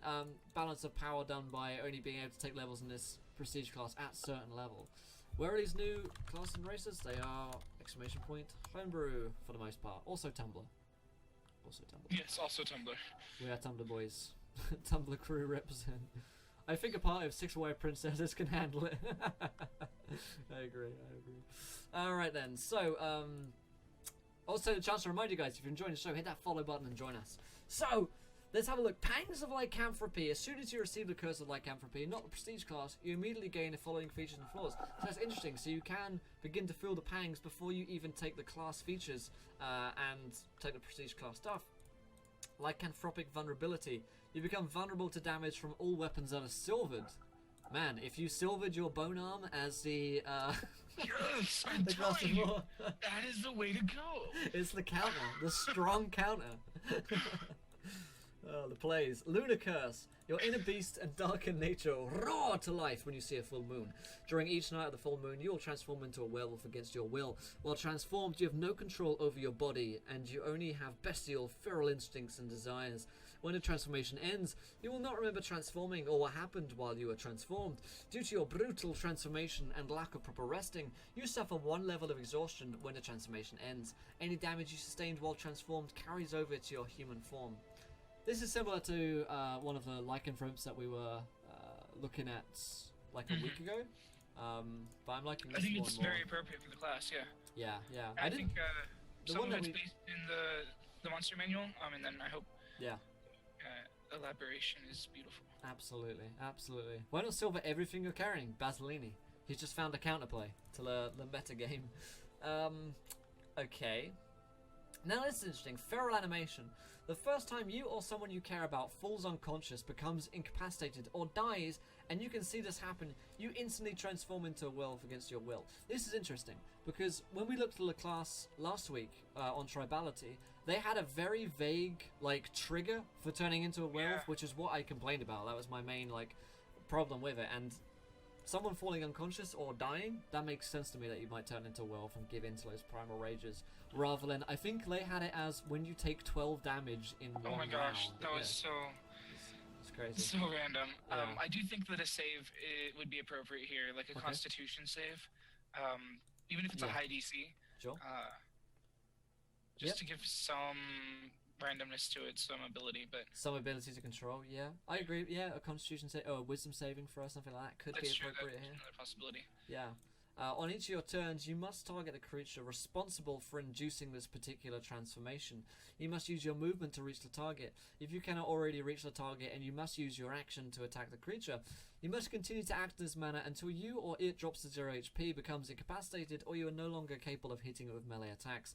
After that creature is felled, or one of the above conditions is met. Might want to change the wording of that to dead or unconscious or something, because felled, just in terms of the game. And you're still conscious as a werewolf, you start attacking any creature near you. If no creatures are near you, you must move to the nearest creature you can hear, smell, or see and attempt to brutalize it. Whoa. I am brutalizing, hello. If you cannot attack anything after using your movement, you revert to your human form and fall unconscious. If you did not transform due to being knocked unconscious, a creature can use its action to wake you. If you are thrown into feral animation due to falling unconscious, you suffer 1 level of exhaustion due to cheating death once this transformation ends. Okay. Go ahead. You had a thought? Yeah, I was just thinking that I like the forced targeting a lot. Okay. I think maybe the transformation could be a possibility, but the forced targeting happens no matter what. Like your feral instincts kick in regardless of whether your body changes, if that makes sense. Right, yeah. And you're forced to target whoever knocked down your ally. That's a really cool mechanic. That's a cool little feature. Persistent corruption. If you do not kill a cursor in 3 days of contracting it, you will permanently become a lycanthrope. That's cool that there's rules for the kind of in-between phase of turning into, this disease taking effect. Oh, it always makes me think back to Morrowind and Oblivion and Skyrim, where you contract lycanthropy and then you have to go on a quest to get it healed if you want to, or you just let it happen and then you turn into one. Alright, so the actual class features here. 1d12 per lycanthrope level. You have no proficiencies. You have proficiency in unarmed strike, no tools, no saving throws, and you choose 1 skill. Call of the Hunt. Now that you've learned how your new beast powers work, you are able to willfully transform and maintain control for a limited amount of time. Starting at first level, you can use an action to transform into a full werewolf. This form lasts for 1 minute or until you become incapacitated, or use an action to dismiss the transformation. While transformed, you gain the following traits. That's cool. So you can use your action to turn into it. You gain proficiency with perception and stealth while in werewolf form if you're not already proficient with them. Your creature size becomes large while transformed. Any armor you are wearing does not transform with you. DM's discretion. And then while in werewolf form, your unarmored AC becomes 10 plus con plus dex. That's an interesting way of doing it. Usually it's 10 or number plus ability plus proficiency. So I like the DM's discretion. If I were DMing, I would say like you have to be careful what armor to wear because it would damage the armor if you made that transformation. Yeah, I think I would rule that for like, you know, well, if you transform, then you're gonna screw up anything that you're wearing, basically. Harrowing Howl, once per short rest. When you transform, we let our blood-curdling howl. All creatures within 15 feet of you that can see or hear you must make a wisdom saving throw of 8 plus prof plus whiz, or become frightened of you for 1 minute. While frightened, the creatures cannot willfully move closer to you, must use their movement to try and escape from you, and use their action to either dash or dodge.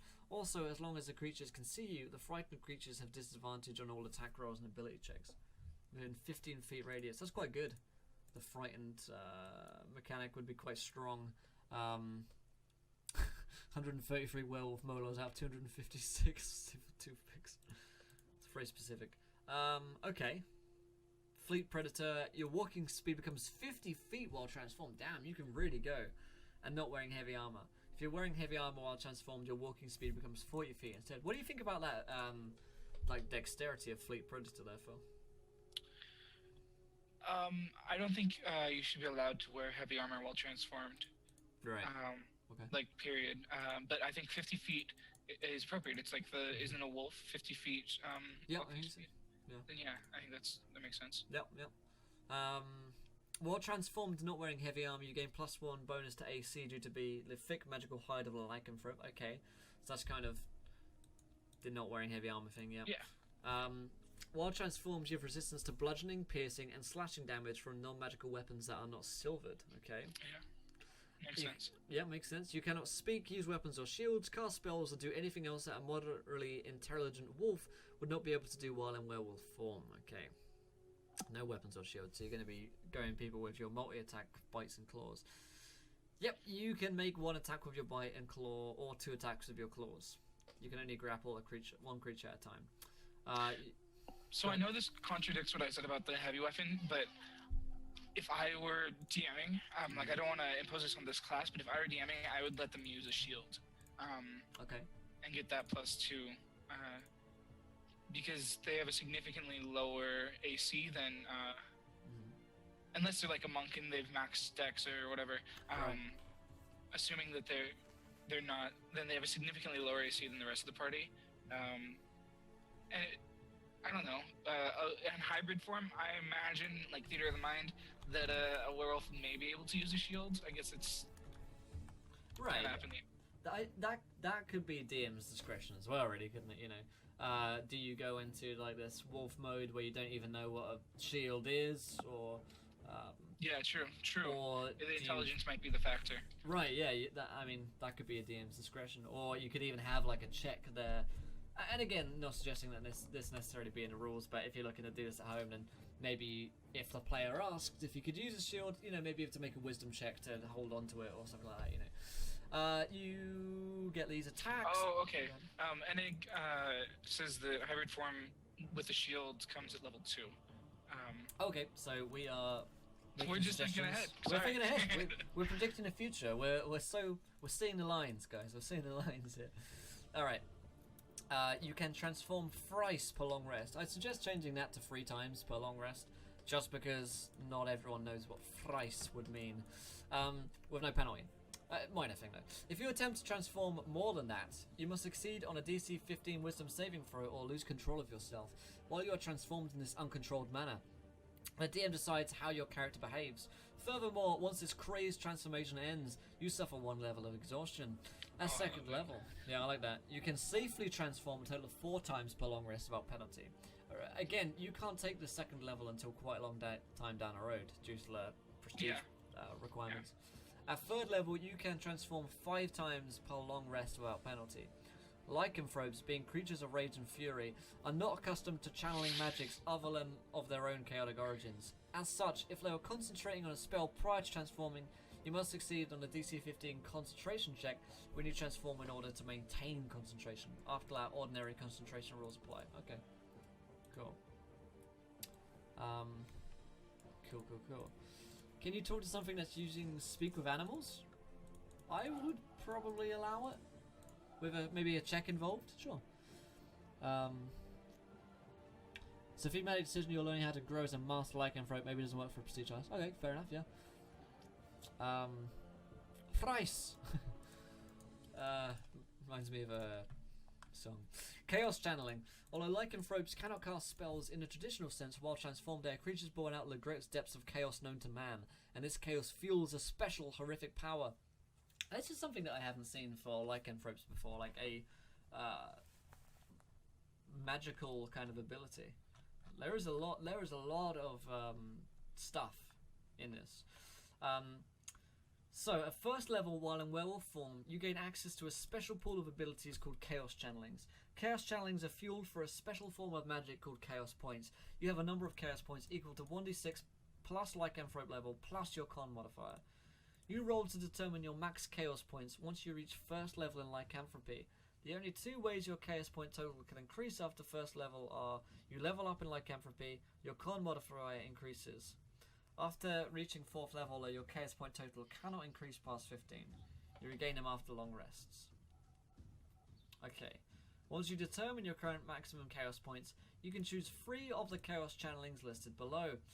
However, you must have enough Chaos Points to use a Chaos Channeling at least once in order to have access to it. Generally, those that have an extended duration cannot be used in conjunction with one another. Also, unless the channeling specifies otherwise, you cannot use multiple Chaos Channelings in one turn. Okay. You learn 1 additional Chaos Channeling at 2nd, 3rd, and 4th levels. Okay. Seems I don't feel like that's particularly like the readability of that is at its greatest right now. That's a little bit confusing for me to read, but it might just be me being an idiot. Who knows? Oops. Messing things up. Lycanthropes are cursed, unnatural creatures by nature. They incite fear in all those around them due to their seemingly indomitable strength and fury. For 1 Chaos Point, as a bonus action, you can end 1 effect or condition on yourself, except for the grappled, restrained, or petrified conditions. For grappled or restrained, you must still make your ability checks in order to break free from the thing or creature that is grappling or restraining you. Then, as an action, you can use this ability to end another condition or effect on yourself with the same restrictions as above. If you use a bonus action and an action on your turn in order to use this channeling twice, doing so only costs 1 Chaos Point. If, however, you only use a bonus action or action as part of this channeling, you may still pay like 1 Chaos cost point. Phil, talk me through this, my friend. What are you thinking? I got lost in there. I got lost too. Yeah, I got a little bit lost. Does it cost a Chaos Point to like keep up the concentration, or what? No, because it's not over time. You can make an additional attack on your turn as a bonus action with Unquenchable Fury for 1 Chaos Point. I feel like this stuff here just isn't particularly readable, like in terms of new person looking at this and understanding. Like, you know, grammatically it makes sense. Maybe it just needs to be simplified. Insatiable Appetite. If you take 1 minute to feast upon the fallen corpses around you and you expend 1 Chaos Point while doing so, you can extend the length of your werewolf transformation by 1 additional minute. Okay, that's cool. Your transformation persists through the feeding period. By feasting in this way, you can potentially extend your werewolf's form's duration without having to expend another usage of the transformation feature. This channeling puts severe strain on your physical human form, however. As a result, you can only use this channeling a number of times per long rest equal to your Con modifier. Okay. I can see how they can't cast normal spells, but enchantments you should have to do a will and intelligence roll. It's interesting. Okay. What I'm thinking is, oh shit. What I'm thinking is, how much do we need like Chaos Points as a mechanic within this prestige class? How do you feel about Chaos Points in general? That's true. Instead of like the alternate would be you can do each of these a certain number of times. Right. Per rest. Sure. Before that, let's keep going on these, and then we can check that out. That thought. Yeah. Okay. Speed the Lycan. By expending 2 Chaos Points, you can double your movement speed for up to 10 minutes. Concentration required. Okay. Predatory Ambulation. You gain the ability to climb on difficult surfaces, including the ability to pounce along walls or bound off trees, without having to make ability checks. This channeling, however, does not grant you the ability to walk along ceilings or hang upside down from them. Lasts for 8 hours or until you use a bonus action to end the channeling. Okay, you still have to make strength checks for long distances, long jumps and stuff. Okay. There are a lot of these. There is a lot of text, and I feel like it probably just needs to be cut down to like a couple of abilities, you know? Yeah, I would go with like 1, maybe 2 of these each level of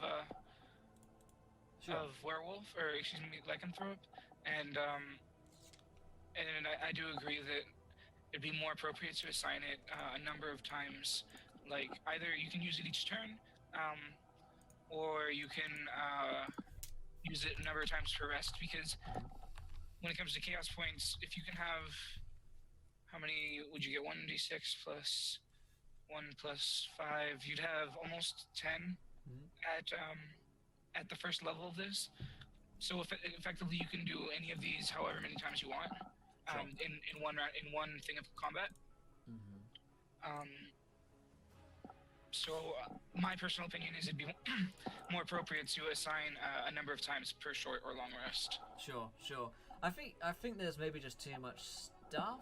Fogler was saying that he likes the simplicity of 5e, and I think maybe he's right. You know, there's maybe a couple too many things going on with it. Like I say, I don't think we have time to read through all of them, just because there is, you know, it's a 10-page document. So I feel like a lot of this is just like, just editing is needed, and just, you know, do we need this? Put an X through it. You know, if we need it, then it stays. There's just a lot of stuff that you get at different levels. So yeah, and I definitely understand. Right, there's a lot of things that they should be able to do. Yeah. Of like assigning a cost to it. Right. But you're only gonna have 3 of these, is my understanding, when you begin. Sure. So yeah, and I think Fogler's right in that sense. As a DM, if a player brought this to me, I would take one look at that text and just say no. I mean, obviously this is like alpha stuff as well, but we're thinking about like how much reading do people want to do, like how long does your reader stay interested and stuff. And I think we got lost around chaos channeling, Phil and I. So all the stuff up to there, you know, we're sticking with it. I liked all of the detail and stuff, but we got to about that, and I think it would be intimidating to see a 10-page document for a prestige class. So I think just a couple of edits and you know, just be brutal with a couple of changes to it, and I think you'd have a really nice workable class. And consider how the need for chaos channeling as well. I don't know if that's good or bad. I haven't really made up my mind up about it, but just something to consider as well moving forwards. But nothing seemed like crazy broken, which is a good thing. Do you know what I mean? Nothing was like, oh god, that is ridiculous, crazy strong. Well balanced. Right. I guess actually, rather than trying to change it off the cuff, my best suggestion would be to play test and pick the ones that are most appropriate for the characters. Sure. I mean, it makes pointless. Most prestige classes are 10 pages, but they're all formatted. They're all artwork included and credits and stuff like that. So, I mean, yeah. I just think what needs is some edits, and just be brutal with some edits of it, and then you got a cool, workable prestige class that people will use and play. Because most of the ones that we've looked at have been like formatted in PDFs, and the artwork would probably take up 2 or 3 pages. And then the formatting and stuff like this. But yeah, pretty cool. Just needs to be edited down, and that's just the process of creation, pretty much. You know, iterate, reiterate, and so on and so forth. All right, awesome stuff. We were going to look at a Alchemist class, right? Yeah, the Mage Hand Pressed Complete Alchemist. Yeah, where's that link? I forgot where we put it. It was around. Round, get around. Let's see this one. We are combined on recent features. I wanted to have the raw version and see it first, gather opinions. Absolutely, I understand that. Let's see what folks think. Alright, let's have a look at the Alchemist. Mage Press Hand, Complete Alchemist. True Hippie asked us to look at this one, I believe, a couple of weeks ago, and finally getting to have a look at it. Alright, we know what alchemists are. Well, okay, so at first level you get a 1d10 damage bomb, which is pretty damn strong. Wow. When I played an engineer class, I got like a d6 or something. I won't forget about yours, Sheldon. I'm just doing in the order that I've got them sent to me. It's just like bacon, you just trim the fat a little. That works. That's a good good analogy. And Alright. you know, everybody loves bacon. Everyone loves bacon. Absolutely. Alright, so we know what an alchemist is, we know what they are. You get 1d6 per alchemist level hit dice, proficiencies in light armor, simple weapons, alchemist supplies. And oh my god, somebody just subscribed as Touchpad TV with 6 months. What's up, my man? Touchpad, I salute you, sir. Gentleman, a scholar, good to see you back, Touchpad. Rose Drink in chat for Touchpad, and so close to our baby now, my friend. So close, yet so far. So, alright then. Phil, do you want to take a look at this one? Walk us through. The table is interesting. I'm curious about the bomb formulae. So let's get into it. Yeah. Elemental sciences. So the primary source of alchemists' power comes from the elemental planes. They seek to tap deeper into that power, researching new components comprised of the elements. It's interesting. The pinnacle of alchemy is the Philosopher's Stone, which is a wonderful lore item, rumored to be grant its bearer supreme elemental power. Creating an alchemist, you want to determine whether you're attracted to the dangerous power or its ability to help others. Do you desire to use magic, but lack the aptitude or innate ability? Are you a pyromaniac? That is me, by the way. That is actually. I'm an alchemist now, or a rational, scientific individual. Okay. Why do you adventure? It's like Harry Potter then, the Philosopher's Stone. And I love it, yes. What's his name in the book? Never mind. Flamingo. Yes, Flamel. Flamel, Yes. yeah. Okay. Flamingo. So hit die 1d6. I like the variation from 1d8. Yeah, we always see as 1d8 in these. Always see as 1d8. So I imagine this is going to be a higher damage output, and if it's a 1d6. Proficiencies, light armor, simple weapons, alchemist supplies, dexterity and intelligence saving throws. Seems appropriate. And interesting that sleight of hand is a chosen possible skill. I'm curious how that's going to play into things. Yeah. Guys are right. I mean, the 1d10 bomb seems similar to like Eldritch Blast, Firebolt, and stuff like that. But I'm imagining you can maybe do different types of damage with them. I'm interested to see. Yeah, let's check it out. You have learned many things about alchemy during your studies. Starting at first level, you can add half of your proficiency bonus, rounded up, to all skill checks made to identify herbs, potions, poisons, or other alchemical substances. If you are proficient with such a skill, the bonus stacks with your normal proficiency bonus. Okay. So a little bit of a bookworm. Yeah, a bit of bookworm. In a more street smart sort of way, it seems. Yeah, basically just a nerd. Aren't they all though? Yeah, pretty like much. Every D&D class is basically a nerd. You have bombs. Yes. Starting at first level, you can create a volatile alchemical bomb using your alchemist supplies and material components.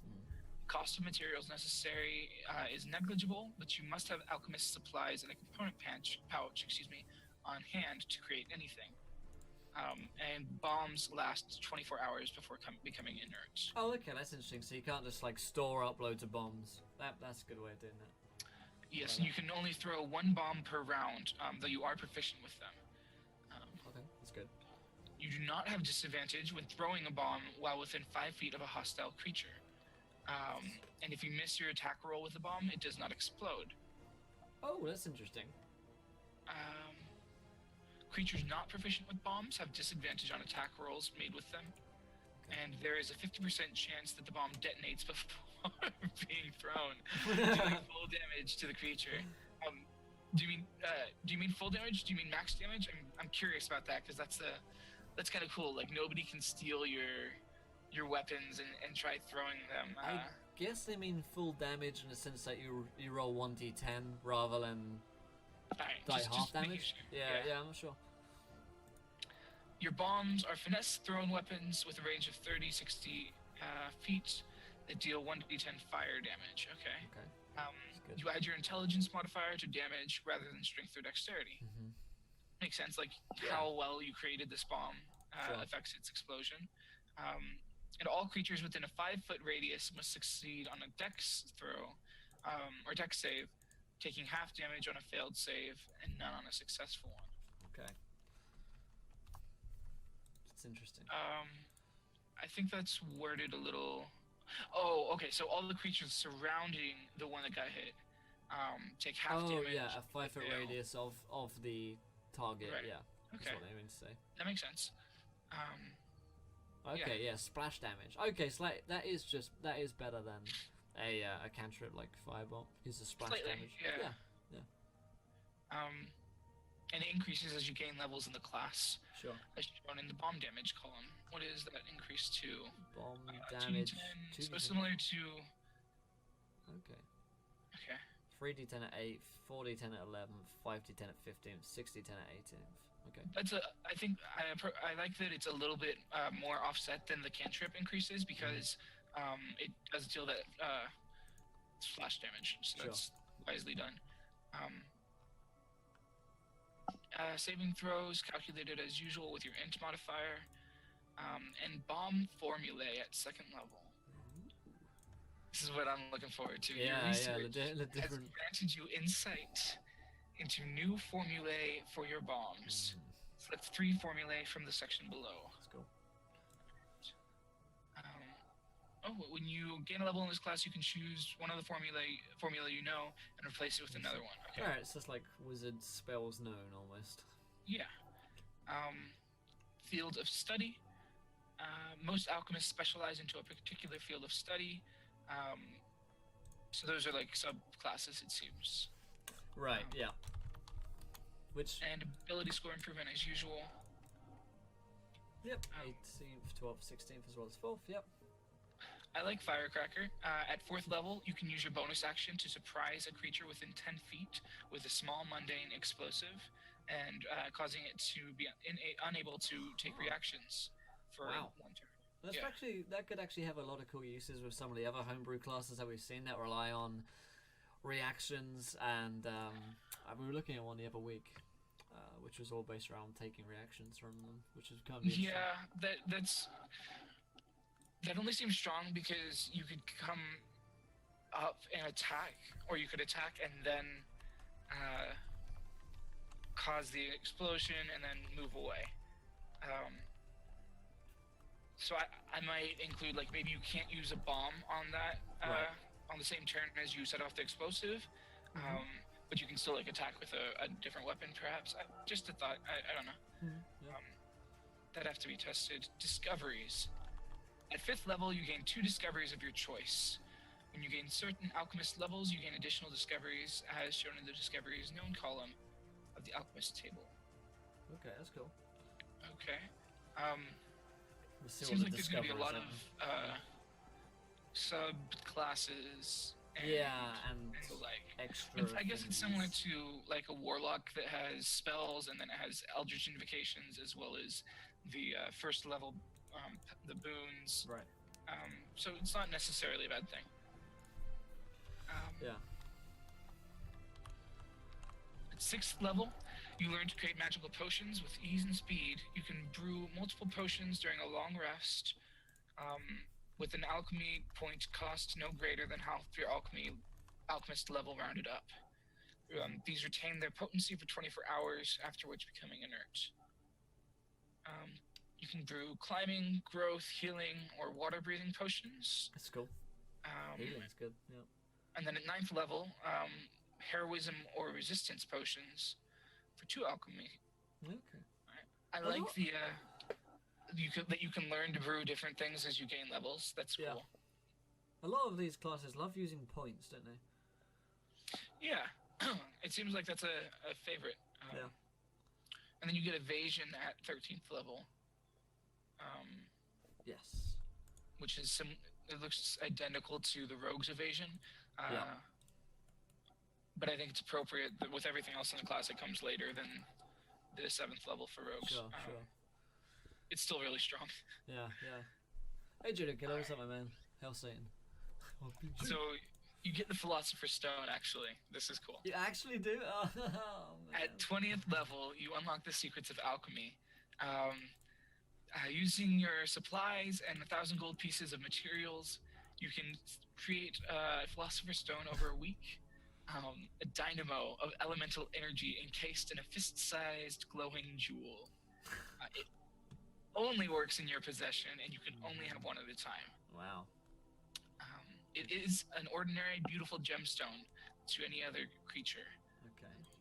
And the benefits, you age 10 times slower than normal. And you cannot be magically caused to age or become younger. You have advantage on saving throws against disease and poison. That's good. And as an action, you can transmute a vial of water into any potion you can brew, which has the 24-hour lifespan as usual. Yeah, okay, that's good. And that is only once per short or long rest, so that's kind of cool. What do you think?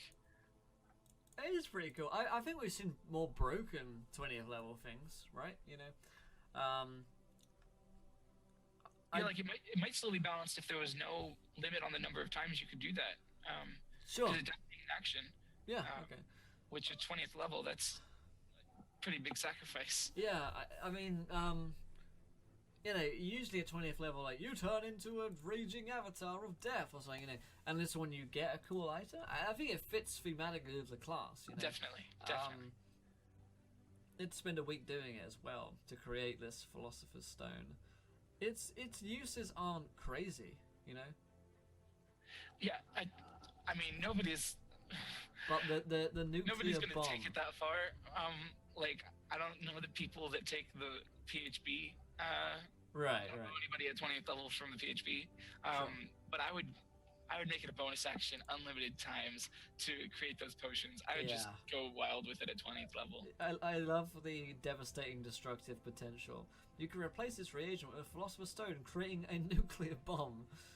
Oh man, the nuclear bombs raised to 500 feet, 10d10 plus 50 damage to all creatures in the area. It's like, it must destroy the stone in doing so, though. Right? Yeah, that's what it seems. Yeah. Like I'd have to say, just fucking nuclear bomb on this game. It's a little bit silly, but it's kind of like on that's the what nose. you want at that point. That's where you go crazy. I'm glad that everything else seems really balanced so far. Yeah. It seems, you know, kind of like it doesn't take itself too seriously at 20th level, which I think is pretty funny. All right. So you have fields of study as well, so let's take a look at one of these rather than all three, because otherwise we're gonna go on for like 20 odd fucking pages. Can we look at the Mad Bomber? Yes. Yes, we can. Because I like the sound of that. Most alchemists who specialize in this field are incorrigible pyromaniacs who take great pleasure in burning, blasting, and blowing things up. Perfect. When you select this field of study at 3rd level, you gain proficiency with 1 martial melee weapon and 1 martial ranged weapon. Okay. And at 3rd level, you can make bombs that explode in a shower of shrapnel.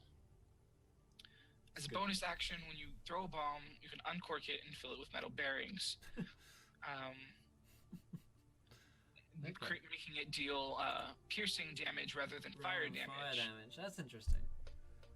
So is that? I would be curious. Is that only in the splash part, and the main damage still does fire, or does it all do piercing damage? Yeah, maybe. I'd imagine that it's all piercing damage, but I don't know. It has a 10-foot radius as well, so it actually goes out further. It's like a last-ditch self-destruct. Yeah, I mean, if all goes wrong, you just nuclear bomb. You just like pop the Philosopher's Stone and just go out Hail Mary. At 7th level, you learn to use your bombs to damage and destroy structures. You now make your bombs to accept fuses of various lengths. Oh, this is cool. As an action, you can set a bomb, light its fuse, which has a duration of your choice between 1 round and 5 minutes. 5 minutes, nice. You can only have one lit fuse a bomb with a lit fuse at a time. It deals damage as normal, but also deals double damage to any non-magical object within 5 feet of it, not being worn or carried. Oh, and it also ignores damage immunities. Okay. Alright. It's And pretty cool, demolition. the notation for the DMG, that's appropriate. Cool. Yeah. Always helpful. Always appreciated that, really.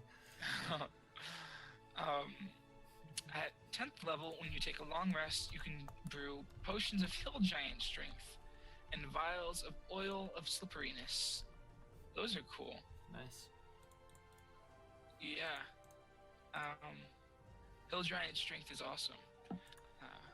Oh yeah, I mean, everyone. Because even a fighter with, I mean, you wouldn't have maxed strength at Sure. 10th level, but that would put you over 20, I think, right? 21 Most for likely, yeah. Hill Yeah, giant. I mean, if you depends how you do your point allocation, but if you stat by, then almost definitely. Or if you just roll well, then sure. Yeah, What do you think of that, I like the 24 hours, and then they become inert. It means you can't like stack Stack up them, on a million healing potions, which would a million bombs. That would get really boring and overpowered. At 17th level, you have unlocked the alchemical secrets of black powder and have infused your bombs with its devastating potential. Normal bombs deal d12 damage dice and ignore fire damage resistance, and immunity to fire damage is instead treated as resistance to it. Okay, that's cool. I think that could even be, Not, they just like ignore earlier. I don't know that it's necessary to move it up, but I think that, Sure. Yeah, I know what you mean. like that. 17th That's a level. cool bonus, but 17th level, it won't feel Impactful. good to hit 17th level for that character, if that makes any sense. Like it's not at that point. I'm trying to explain it. I guess it doesn't feel very like impactful in terms of gameplay. Like, oh, 17th level now.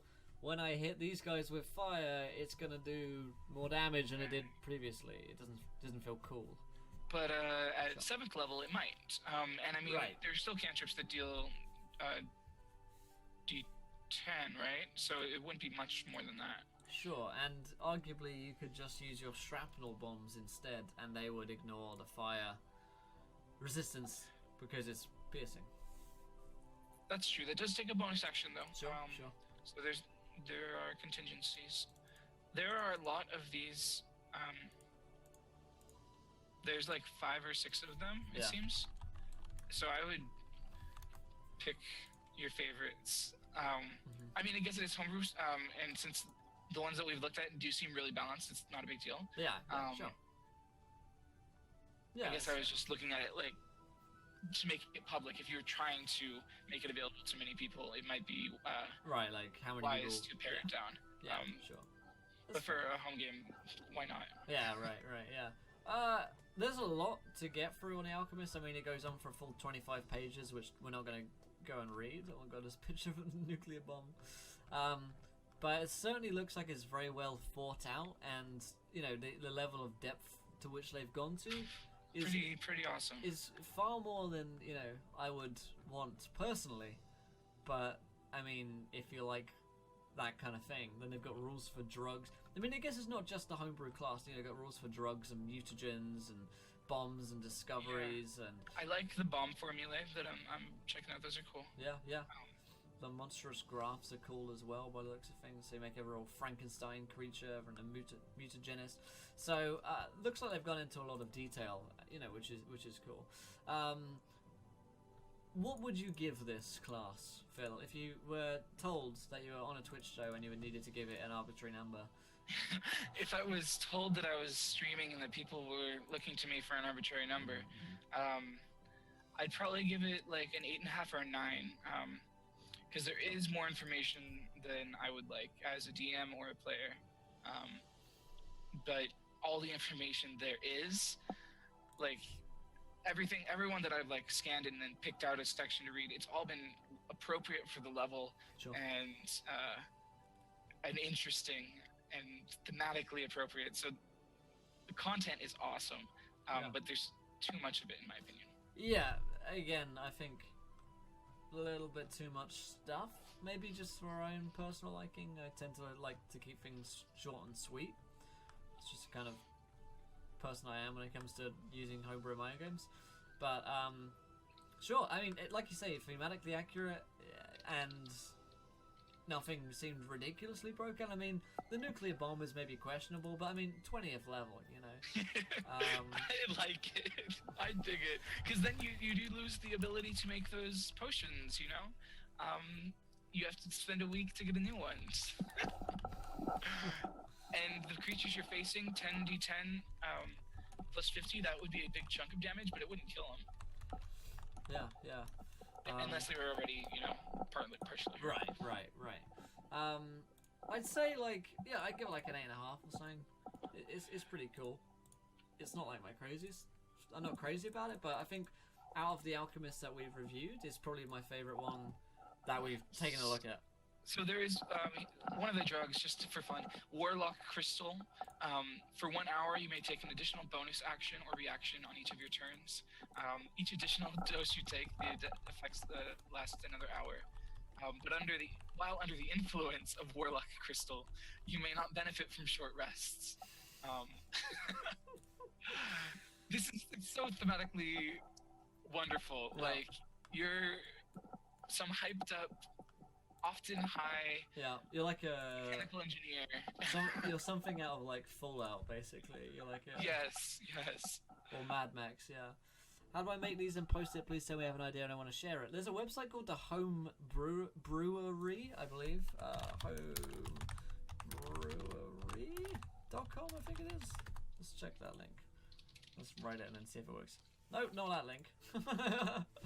Let's Google Home Brewery. Okay, Natural Crit. I think this is a website that does it. Here you go. Not .com. That's the second link is the right one. The first one will take you to some beer that has been home brewed, and I'm sure they'll very much appreciate your. We've buying considered, reviewing the home brewery. Yeah. I mean, if companies want to send us beer to drink whilst we're doing this show, and we can review both the beers and the D&D classes and races while doing so, then sure, we'll take them up on the offer. If I reach out, no. If anyone's out there wants to do that, start your own line of beer. Yeah, there are like beer reviewing shows, not really on Twitch, but there you go. That is the Mage Press Hand Complete Alchemist, 8.5 out of arbitrary numbers. So good job. Let's see what else we had to look at. No, Angry Scotsman sent us the Soulbound, which we haven't taken a look at, so I suggest that we do. Okay. Can you link that to me, please? Yeah, there you go. In the Zoom. There we go. Let's move this one across here. Get rid of that. So, the Soulbound looks pretty cool, actually. The artwork looks pretty catching. Where did you find that? This is the Tumblr, of course. Our old friend Tumblr is back to help us. I think I recognize one of the illustrations. Yeah. But I'm not sure, so I won't call anybody out. Here we go. Soulbound's up there. Include attributions when you put things online that reference other people's artwork. Yeah, I think usually they have a credit at the back. You know. This one doesn't. Yeah, this one doesn't have a credits page, I don't think, which is a shame. But there you go. How much time are we shooting for? We're gonna have 40 minutes or so, so I imagine we'll get to yours, Sheldon. Don't worry, man. So my paladin race that I'm currently playing is not mine, but you go. I mean, yes, I do understand your words. Okay, so Soulbound. Ugh, I hate desserts. Ugh. It's nothing but sand, Edward groaned as he collapsed into the sand. Is this fucking Anakin Skywalker? what's going on? It would seem so. The Soulbound is a creature whose soul no longer occupies an organic form, but has been removed and bound to another form. Most commonly, is literally, yes. Yeah. Okay, it's Darth Vader. Most commonly a suit of armor, though in rare cases a golem or shield guardian. This magic is beyond most mortal casters and is most often the result of a divine intervention to rescue a soul from a dying body. Soulbound are exceedingly rare and not widely known, often being mistaken for common monsters such as helmed horrors, animated armors, or golems. Okay, cool. It's coarse and rough, and it gets everywhere. Oh my goodness. Yeah, it's happened. While a soulbound is capable of learning and growing smarter and wiser after the binding, it will never grow in an emotional or mental maturity from the time it left its body. And since soulbound typically outlive their organic counterparts in expected lifespan, they often struggle with keeping their memories in order or recalling specific events more than a few decades later. For Metal Alchemist, yeah. Okay, so that seems pretty cool. They're like animated armor, basically, that you can get to play. Right, yeah, immortal body makes it seem like they will never die of natural causes. That's cool. Your constitution score increases by 1. Like I say, you're probably never going to die. Your size is between 4 and 9 feet, but your size is medium. It's funny. If your size is 9 feet, I think you're a bit bigger than medium. I guess you're just really fucking tall. You are a construct. It gets the usual constructy things. You receive only half HP from recovery dice during a short or long rest. That's interesting. And the effects of healing spells, unless a spell details otherwise. That's interesting. Usually they rule it so you can't get any. Fan-made Unearthed Arcana. You can find all the homebrew stuff here, Eden. Some of which we're using from the homebrew Reddit, others from Tumblr and other places. So there you go. Alright, Artificial Anatomy. As a soulbound, you gain advantage on all death saving throws. A soulbound can recover hit points for a ritual you innately know, requiring no material components to cast. The ritual fully restores your HP and maximum, and has a casting time of 4 hours. So why even... Oh, I guess a short rest can be as little as 1 hour, huh? Sure. Right. Okay. Sure, okay, that seems pretty good. And then... Is that all there was to it? Oh wait, I'm on the wrong one. No, that was 2, this is 3, okay. Vigilant. As a soulbound, you may go into an inert state with full awareness of your surroundings. The soulbound gains the benefits except for restored HP of a long rest after 4 hours of this. The time taken to cast a reparation ritual does not count towards this time. As a construct, you resistance the effects of exhaustion and may recover 1 level of exhaustion for every 30 minutes spent in the inert state. So it's just a convoluted way of saying that you can recover exhaustion for 4 hours and you can recover HP for 4 hours. It's essentially a long rest, right? Yeah. Who said it was a class? Did we say it was a class? Oh, maybe we did. We know it's a race, so. As a soulbound, your body is composed of magical material that makes you inherently armored. The material takes place of the armor and thus cannot be worn with armor. In addition, your natural AC increases by 1. You are considered to be proficient in the armor you are bound to, and any spell or ability that treats a creature armored in metal differently considers you to be armored, and as such, regardless of the kind of armor. Okay. Some of this is a bit like confusingly worded for my brain. Yeah. Anti-magic susceptibility. You are incapacitated while in the area of anti-magic field. If targeted by dispel magic, you must succeed on a Constitution saving throw against a caster's spell save DC or fall unconscious for 1 minute. That sounds crazy. Yeah, I would disagree with that. If the thought was that these are divinely created. Yeah. It's similar to the ruling on Watsy's Elven Trance, but I'm pretty sure like 70% of people don't play by that ruling, and they play by the rules in the PHP. Yeah, super weirdly worded. It's kind of like a Warforged, yeah, okay. I don't really like the anti-magic susceptibility. Yes, Salami, it is exactly, that is the point of this. You get a free set of plate armor. Yeah. Okay, unoccupied. It is possible to use your hollow form for its original purpose, being donned by a creature of a suitable size, who is then treated as if wearing armor of your type. You may have that creature ignore strength requirements to wear your type of armor if you so choose. That's just creepy. though the creature does not gain proficiency in your type of armor. Wear my armor. But you know what? This is what I was talking about the other day. I was interested in classes or races that require two players to play, the player character, in one way or another. So Yeah. I guess it's interesting. Yeah. Okay, a bit confused by this, but if the armored creature is an ally while being worn... What?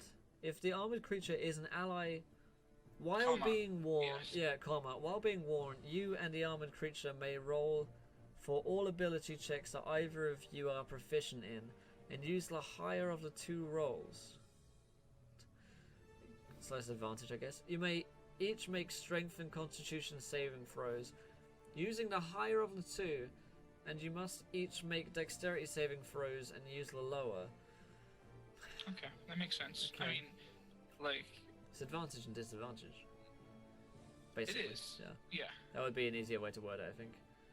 You probably save yourself some Kinda. words. Yeah. You and the armored creature take your turns at the same time. You each roll initiative separately and take the lower of the two. Either of you, not both, may take an action, reaction, and bonus action on your turn.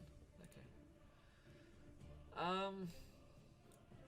Either of you may have advantage on an attack roll as long as at least one of you is proficient with the weapon or spell being used. New sentence. Additionally, whichever creature does not make the attack roll on your turn may add his or her ability modifier to the damage on hit if the weapon or spell allows the primary user to do so.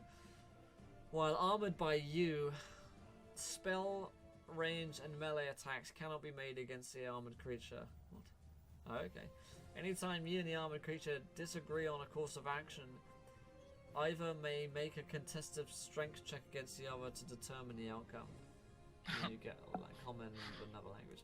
That's just like really complicated to read. But if you are going to like allow that mechanic where you can get inside of like another creature, then that seems like the way to do it. Like it seems like it's thought out well enough, just Sure. maybe a little bit convoluted. Sure, yeah, readability could be improved. I think about that of a lot of them actually. Like they go about things in a really like uneasy to understand Roundabout, way. yeah. Because like I feel like what happens is the creator of it understands what they're trying to do and they thought about it loads, and so they write it down the way that they understand it. But they don't really take a step back and say, does this make sense to you, player? You know? Yeah. Because you kind of get stuck in your head. And then you get sub-race. Light armor, your dex increases by 2 and your base speed is 35 feet. Medium armor, your dexterity or strength score increases by 1 and your constitution score increases by an additional 1. Okay, your base speed is 30 feet. Heavy armor, your strength score increases by 1, your constitution score increases by an additional 1. Your base armor is 30 feet. Okay. So it seems like you get a lot of fucking abilities for being a race. It's something that jumps to my mind. That's true. But I think it seems like a lot. 2, 3, 4. But it's 5, 6. not, because they're just fleshing out something that I could be guess. said in a sentence or two. Yeah, I guess maybe it feels like it's too much. They get about 6 abilities plus languages plus traits and stuff like that. And one of them is anti-magic susceptibility. Which is strange to me, but I guess a way of balancing things a bit, like a... Yeah, I would take that. I wouldn't... Yeah. Depending on the backstory, if it was that you were conjured by some powerful magician and you remained sentient, then maybe. Right. But if you were created by a god with the soul of one of its devotees, then I would say you're immune to the anti-magic field, or at least immune to dispel magic, maybe affected in some way by the anti-magic fields. Yeah. It's like the princess sleep thing, you know. It's almost, yeah, it's very similar. I got exposed by it. Get exposed. But at least this does come from, you know, the way that you treat animated armor in as an NPC. You know, Sure. you can tell where they get the idea from. Sure, yeah, it's got that going for it. for sure. I think the biggest thing for this one is just like accessibility and readability. Like, if someone looks over this and the first time that they read your homebrew they don't understand it, then they're not going to go back a second and third time to try and understand it. For the most part, we do because we're doing it for a show. We're trying to understand the balance of it. But I think most people, on the internet, take one glance at something. If it doesn't make sense, you move on to something else. It's a cool enough idea, I'd say. Like a concept to carry some janky mechanics because it's fairly unique. I haven't seen something quite like this. It's a bit like a Warforged in a way. It's like a Bionicle Warforged thing, basically, but with a couple of unique mechanics that pull it through, I think. Unconscious on the floor. Damn, son. Also, thank you to Potterings for following. Welcome to the adventure, my friend. You're a gentleman and a scholar.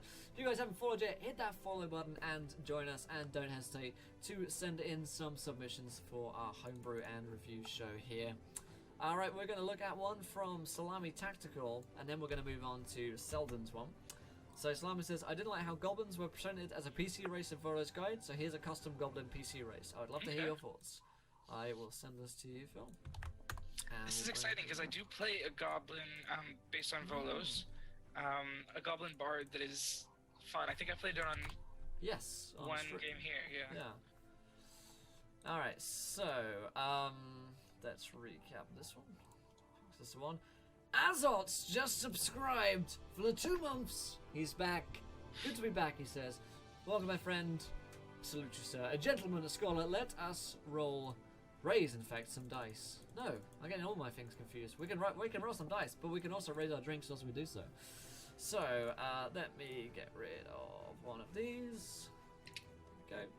So, he says, I didn't like how Volo's Guide made the Goblin PC race, so I took ideas and reworked them, including some ideas from the internet, and a PHP about halflings, gnomes, elves, and some homebrewed ideas. I also stole a lot of RP flavor text from the internet. It includes 3 sub-races. Let me know how balanced it seems. I'm a big boy and can take criticism. I think at the moment it might be a bit OP. Ed, aka Slimy Tactical. Okay. So, we know what the physical description, history, society of goblins are like in the PHP. It doesn't seem like this is homebrewed new lore stuff, right? Seems like homebrewed ideas for the stuff. Decided to make an orc barbarian who's going to be magical when I get a chance to play him. The goblin traits. The question isn't, why would you want to play a goblin? The question is, how uncomfortable are you with your character setting himself on fire? I love it already. Dexterity score increases by 2. Sure. Age, alignment, triggered. Extra points for the trigger. Definitely. Somebody get me an exclamation point alignment. That's beautiful. It comes as short, usually 3 to 4 feet. Your base walking speed is 25 feet. Perfect. Nimble escape. Right, you may take the disengage action as a bonus action each of your turns. I believe that they have that in the monster manual and in Volo's Guide. Volo's Guide gives you disengage or hide. Hide. Okay, so that's better. Yeah, I like this. Yeah, because hiding every turn as a bonus seems like kind of crazy to me. It can be, yeah, and I like the speed change. That's one thing that sort of interested me and annoyed me about Volos is giving them a 30 feet speed when they're a small creature. Right. Okay. Dark vision of 60 feet. You gain proficiency of the club, shortbow, blowgun, and net. Ooh, you can speak common and choices, yeah. goblin. Yep. Alright. All of that stuff seems great. Sub-races Greenskin, Bogart, and Gremlin. Alright, cool. Alright, so the Greenskin. You've been beaten and bruised enough to be slightly tougher than others of your kind. Your constitution score is increased by 1. Nice. Your insults are your pastime with Mudslinger. You gain a vicious mockery cantrip. Charisma is your spellcasting ability for the spell. That seems quite goblin-y to me. King vicious mockery. And goblins only fight when the odds are in their favour and love to ambush unsuspecting prey. You gain proficiency with the stealth skill. Okay, cool. But that doesn't like combo with the what was it called? Nimble escape, right? So you can't hide. There's no hide, yeah. Yeah, so I like that a lot more than how it is in Volos, actually. So It's actually probably more balanced than Volo's because proficiency with stealth is, it's a bonus anytime you want to actually Right. hide, but you can't just randomly do it. Mhm. I might consider if we're thinking about how stealthy goblins are and what a mechanically adept way to or appropriate way to make them is give them the halfling ability where you can hide behind bigger creatures. Okay. I don't know. That could just work. a thought. Well, that's an idea, yeah. The Bogar is the swamp goblin, or shaman goblins. They live in the swamps and marshes of the world. Your wisdom score increases by 1. You have advantage on saving throws against poison and disease, and you have resistance against poison damage. Swamp immunity is cool. And then Bog Swimmer. Bogar hit and run tactics usually include a good dose of swimming through the less than cooperative waters. You have a swim speed of 25 feet. You're also unaffected by difficult terrain in water while swimming. This seems good. That just a note that is redundant, as a swim speed is effectively saying that you don't have the difficult terrain. Unless there's I've never run into it, so I might actually contradict myself. I've never run into it, but if there's Under weed water or right. seaweed in the water, but so excuse me for that criticism. On second thought. Alright. Gremlin's a Tinkerer Goblin. Okay, so this is like the World of Warcraft type goblins. Your intelligence score is increased by 1. Nice. You have set yourself on fire, blown yourself up, or otherwise injured yourself so often that you've gotten used to it. You gain resistance to fire damage. Don't type on resistance. That's pretty funny. That's pretty funny. Resistance to fire damage. You love to experiment and create, if only so you can destroy. You gain proficiency with your choice of either alchemist supplies, smith's tools, or tinkerer's tools. That's pretty good. Resistance to fire damage is pretty good though. So. But I mean, it's not unheard of as a racial trait. I know another race that it's. I guess yeah. I can think of one here. You should have sub races like Mountain Goblin, Bog Goblin, Forge Goblin. Well, he's got 3. He's got the Tinkerer, the kind of Bog Swamp Goblin, and the standard kind of green skin guy. Which these guys seem like Warhammer. And these ones seem like World of Warcraft. I like this race a lot. What do you think, Phil? Yeah, likewise. And the bonuses that you get from the excuse me, the bonuses you get from the sub races are thematically appropriate, which is kind of what you're looking for when you pick one of those. Sure. Rather than being the strongest sub race ever, unless you're a halfling lucky little mean creature. Excuse that tangent. I love it. This is awesome. Yeah, I much prefer this to standard goblins that are in Volo's Guide. Yep. Yeah. If this were on DM's Guild, I'd buy it for $1. You know, I'd buy that for $1, a couple of dollars. Yeah, I'd say put it up on the DM's Guild. Format it. Format it. Obviously attracted to praise. If you even care about it, maybe you've just made it for your own game. In which case, this is awesome. Yeah, but yeah, if you are looking to put it up on the DM's Guild, I'd say it's pretty workable. 95%. Nothing comes to mind, which is crazy to me. So yeah, I'd put it up, get commission some artwork or something, format it nicely. I'd do that. No worries, Slimy. Good job. Or take the stuff from Volo's Guide and put it in Microsoft Paint and do really really terrible illustrations. I don't know. I'm just on a limb now. I'd buy it for $1. Yeah. Slimy, if you're interested about publishing it on the DM's Guild, shoot me a message or an email, and we can talk about that. Seems good to me. I like it. Okay, cool.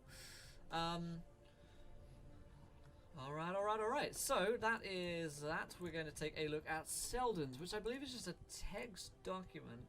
Do I have your email, Phil? I think I do. Yes, I do. You should, yes. I do. I will send that to you. I'll forward it to you there.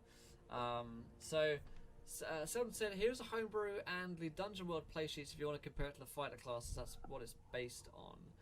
Okay, now I am really very unfamiliar with Dungeon World, actually, so I don't know how much use I can be, but I will endeavour. Have you played any Dungeon World? No, I haven't. Okay. Let's see if this, Alright, so it's actually in a what's my appetite? text Yeah, go ahead. document. I don't know if I can even... How do I capture this? We'll see. Alright, so... Actually, I'm going to put this into a Google document just so I think it'll be easier for us to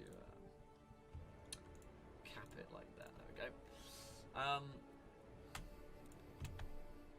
Like so. Come on. There we go. Alright, so... It's a blacksmith fighter variant. Okay. Put it like that. And let us find the actual book that we're going to compare to.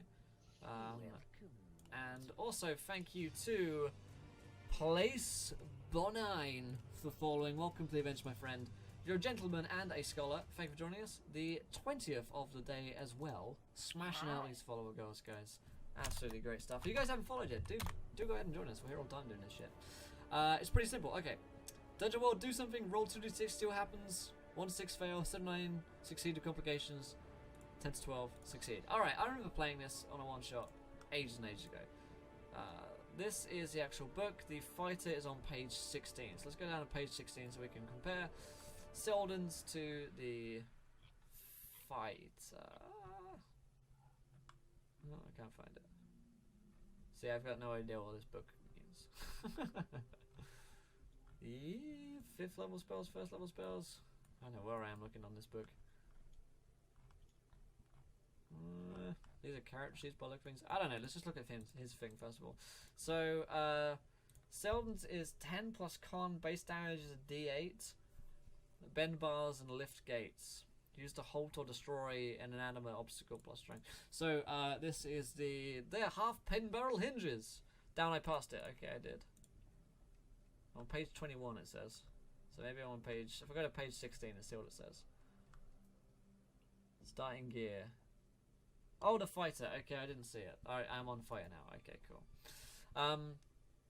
Craftsman. Strength for weapons, vitality for armor, charisma for rings, intelligence or wisdom for necklaces, art of repair.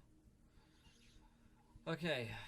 See, this is confusing because we're trying to analyze something, so we've got no fucking clue what we're doing. Masterwork. You've crafted many decent weapons, and now the time has come to make your magnus opus, piece by piece. Level 1, select the type of melee weapon. This weapon has d10 damage and will never break, but you can still be disarmed. Okay. Level 2, select what the grip or crossguard will look like. The DM will provide the weapon a bonus. Okay. Level 5, you select an augment to the blade, head or spike of your weapon, and provide the weapon as a bonus. You might want to specify what that bonus is. I mean, like I say, along with most of my critiques, is that I don't know Dungeon World. So, if Dungeon World doesn't talk about like weapon maybe, bonuses, I don't know. Maybe to your armor or something, you get a bonus when you get the cross guard. Seeing as that protects you a slight bit. Sure. I don't know. Okay, yeah, I found the right page now. Alright, there's 2 pages of this apparently. So you get a signature weapon by the looks of things. And bend bars and lift gates are in the game. Okay. I think it's cool that you're building this weapon or developing it as you're going along. That's a cool concept, yeah. I guess we can comment on concept more than anything else, really, can't we? Name your weapon something cool, and the DM will present you with some unusual properties to choose from. Your renown increases greatly. You might, I mean, if you're looking to like put this online, you might want to flavor that rather than saying name it something cool. Like give your weapon a title or something would be like a way to phrase it. Maybe it's based on what combat you've encountered in the past, similar to the Lord of the Rings weapons. Right. Where, like, if you have slain a number, like a king or something, then your weapon becomes the Kingslayer, or that's sort of Lord of the Rings. Or like a foe that you defeated with it. That could be cool. Yeah. Alright, so your renown increases. And the bonus is based on that. Yeah, okay. Masterwork is functionally a replacement to a fighter's signature weapon. Signature weapon starts off very powerful, up to 1d10 with 2 pierce, or 1d10 plus 1. Perk to get the other, which they didn't with the fighter feat blacksmith, having no limitation on how many magical items you can graft into it. Is that just a comment on... I think that's his comment on why that's been done. Okay. Masterwork splits the difference, making you out fairly unremarkable, but slowly gain more augments. Okay, so what he's saying is, the one in the game is too powerful. This one slowly levels you with power. Okay. And then you get moves. You get moves. I think to me it would depend. I haven't played it, so I don't know how often you level up. Sure. That would be my only concern. Yeah. Good job, Zunes. The title is something cool, yeah. Sure, yeah, and the game's more about storytelling than like rules and stuff, you know. Okay, many namely damage stacking ones have been stripped out at this tier. When you gain a level from 2 to 5, choose from these moves. Merciless, when you deal damage, deal plus 1d4 damage. Resistant Skin, when you receive damage from any heat source, reduce it by 1/3. Blunted Plate, when you make your armor take the brunt damage dealt to you, the damage is negated.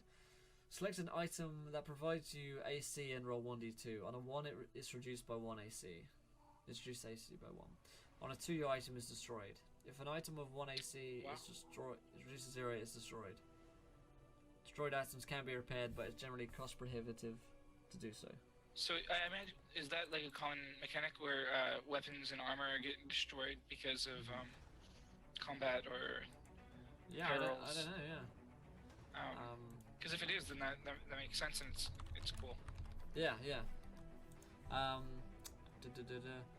Evening, F4G, how's it going? It's cool, but it brings up complicating factors like weight, height, how much damage you can take before breaking. Yeah, I see that. Okay, you gain plus 1 armor. True blacksmith, fine merchant, and you get second tier of moves as well. When you gain level 6 to 10, the fires within you are not stamped out so easily. When you are at low life, HP 1 to 9, gain 20% damage resistance. If an attack does 1 damage to you in this threshold after armor, ignore it. I like that thought, like the concept of if you're low health, you gain a resistance. Sure.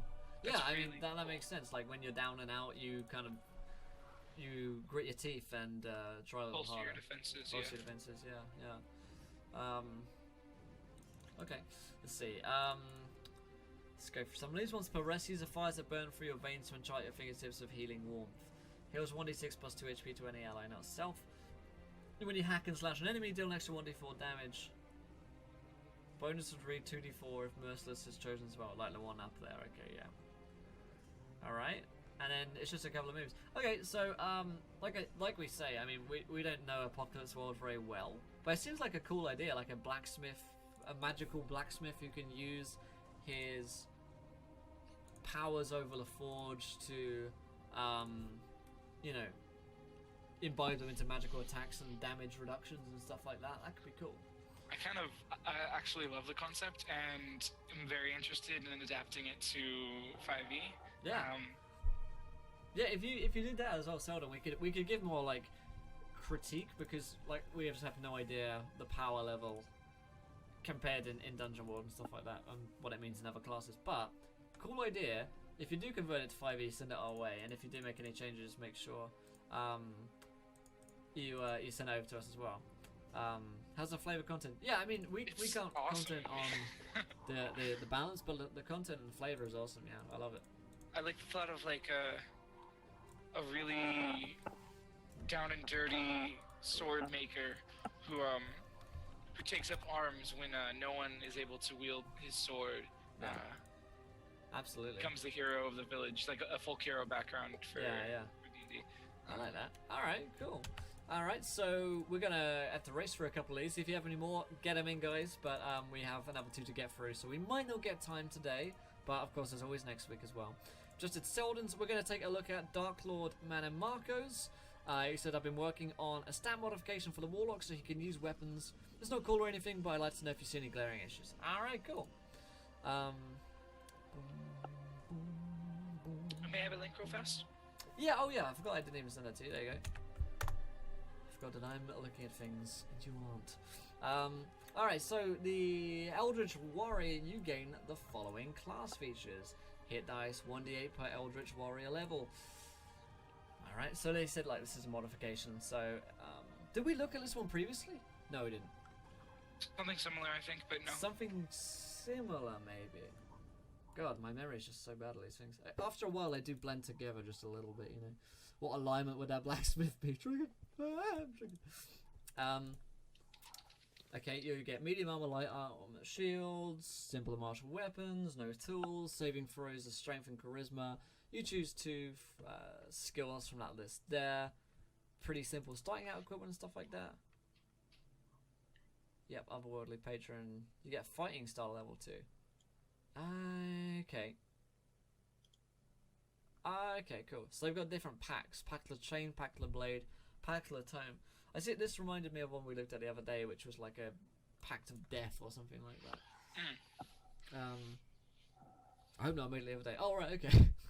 There you go. It just reminded me of something else I've been looking at. I think it's just because it's on the home brewery site. Alright, so packed magic, you get cantrips. Spell slots like, see what the spell slots are like. Alright, cool. Seems reasonable. It does remind me of the warlocky stuff. Spellcasting ability, all this is standard stuff. Packed boons. Let's see. Packler chain. You learn to find familiar spell and can cast it as a ritual. The spell doesn't count against your number of spells known. Whenever you cast a spell, you choose one of the normal forms you're familiar, or one of the other following special forms: Imp, Pseudo Dragon, Quasit, or Sprite. Additionally, when you take the attack action, you can forgo one of your own attacks to allow the familiar to take one attack of its own without its reaction. That's kind of cool. The the goblin blacksmith, dude. Can you imagine? That'd be so good. Where does it deviate the most from some straight up warlock? Yeah, which points have been changed? Because otherwise we're gonna be looking at other stuff. Actively encounter, yeah. The pack's the same right now. Okay, so you got Packler blade, Packler tome. Right, so they're the same. Which bits have been changed? Because then we can look at some of the differences. Because, although to be fair, I'm not like intimately familiar with the Eldritch Warrior, so a lot of the stuff like, oh, this is cool because I don't read them all, you know. Ability score improvements: Mystic Arcanum. Choose one 6th level spell from the Warlock's spell list as its Arcanum. You can cast your Arcanum spell once without expending a spell slot. You must finish a long rest before you can do so again. Okay. Eldritch Martial level 20. Spell slots mostly and weapon abilities. Alright. Let's see. Where are some weapon abilities that have been changed? Eldritch Spear. Oh man. When you cast Eldritch Blast, its range is 300 feet. Can you imagine Eldritch Blast at 300 feet? That's sick. So the spell slots have been changed. So you get, at 3rd level, 2 cantrips, 1 spell slot, 2 spells known, and they're first levels. And that stays the same at 4th level and then goes up to 3 spells known at level 4. That's interesting. Mystic Arcanum has been nerfed. So the problem is I don't know actually what a lot of these changes were before. That seems fine though. At 15th level. The long rest makes that fine. Gaining additional Warlock spell of your choice. 7th level. At level 18. Okay. Book of Ancient Secrets. Maybe this is... See, I don't know what stuff we're looking at really. Otherworldly Patrons of the Fiend. Oh, that seems like the Warlock stuff, yeah. What are you thinking, Phil? I think it looks very, very similar to the Warlock, which is fine to just build off of it, but if you could, like, separate what you have added, because I think maybe extra invocations to choose from would be really cool. Sure. For this, or even possibly an entire another pact. But in this context, it's hard to determine. Nice. Scotsman. That sounds great. Owlbear's a little underused, I think. They deserve some love. Yeah, I'm not sure exactly what's changed. So yeah, separating what has been changed would be useful. But it says it's early days, so I'm sure there's plenty to be worked upon. Absolutely. Oops, I didn't mean to ban Mana Marco. Oh shit. Sorry, dude. Wow. I mean, I knew that it wasn't perfect, but... No, too bad. Too bad. Get out of here. So when you're on Better Twitch TV, when I'm on, I'll probably show you guys real quick. But there's like a ban button right here, right next to all of your names.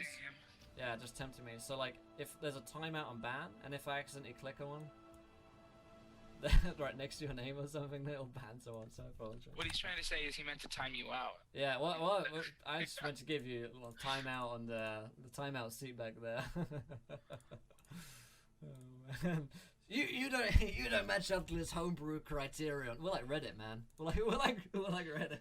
Yikes. I think we have one more. Yes, we do. Let's see if we can give anything. All right, which one was that? I've got so many. I've got Anastasios. Was that the one that we went to look at? I don't know. Let's see. I've got one in from Anastasios. He says is worth a look at. I updated the Saboteur archetype I sent you before. I would appreciate it if you gave it another look. I know it might have some formatting or wording errors, but I'll fix those in time. Thanks again. Head of a steady hand. At any time, you could be banned. Sorry about that. Alright, so let's have a look at this one. Would you like me to go through it? Yeah, absolutely. Yeah, we had a look at this one last week. At the very end. Right, it looks familiar. Yeah. I'm not going to be able to remember what's the same and what's different. He has bombs now. Previously, we didn't have any traps. I believe probably this stuff is the same on the left-hand side, and then the right-hand stuff looks like stuff we haven't read. So the schematics of a blaster bomb. How many schematics do you get to know? You know the blaster bomb schematic at 3rd level, as well as 2 more from the list, and you gain 2 more at 9, 13, and 17th level. Takes 2 hours to create a trap, and the DC is your intelligence modifier DC. You need 1 minute to deploy an armor trap, and you decide how it will be triggered. All right. So the blaster bomb is a container filled with potent explosive coated with deadly shrapnel. When activated, detonating, dealing 1d6 fire and 1d6 piercing in a 10-foot radius, increasing the 1d6 at levels 7, 11, 15, and 9. Awesome. Cool. You can manually throw it 30 feet away. Nice. And at level 9, it increases to 10 feet. By 10 feet, sorry. Okay. Okay. And it requires a dex saving throw, or they take half damage. Okay. And these different bonuses, it's not really clear to me when you would get these upgrades. Sure. But I do like them. Like, they make sense. Area of effect increased by 5 feet, and the caltrops effect of the shrapnel. Yeah, okay. Mind your mic, by the way. Sounds like you're getting a little bit of pumping. Like it's a little bit too close or something. Yeah, I think like he was saying, there's a little bit of, like, formatting to be done. But yeah, I'm not sure when you get these upgrades. After the bomb detonates, the shrapnel stays on the ground, acting like caltrops. That's interesting, actually. Yeah, I love that. Yeah. And I like that it's gone from, being this class where you had to lay down traps and wait for people to walk into it to, like, you can actively do stuff. You can actively damage by, like, throwing stuff at people and then they blow up. It says when you get the upgrades. It probably does. Alright. Yeah. In addition, you learn a number of upgrades equal to your intelligence modifier at 17th level. You learn additional upgrades when your proficiency bonus increases. Okay, cool. You get a Fire Nova Mine. It's pretty cool.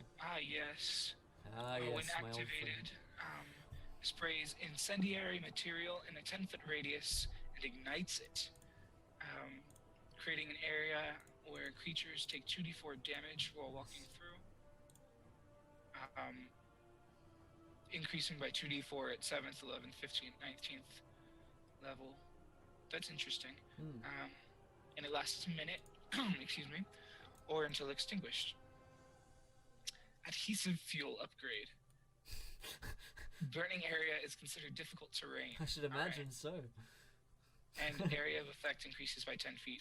The upgrades seem very appropriate and very cool. Yeah, I like the use of them. The smoke screen canister lets out black smoke in 15-foot radius, completely obscuring this this site. Yeah. Okay. Including dark vision. Okay, yeah. Yeah, that makes sense. Well, cool. Being obscured and being dark are 2 different mechanics in 5th edition. Just as a note. So I don't know if that's necessary, although it is a good note for the DM. Sure. Yeah. Smoke can be dispersed by a strong wind. What were you gonna say? Yeah, no, I like a strong wind. Like you can use gust of wind, and Yeah. goes away. Yeah, it's cool. Yeah, or it might just dissipate if you're in an inch like the mountains or something. So you gotta know your area. You can manually throw it up to 40 feet away, increasing by 10 feet at 9th level. It's cool. One of these upgrades, creature caustic Smoke. Yeah. Creatures that enter the smoke or end their turn there take 2d6 acid damage. Oh damn, that's cool.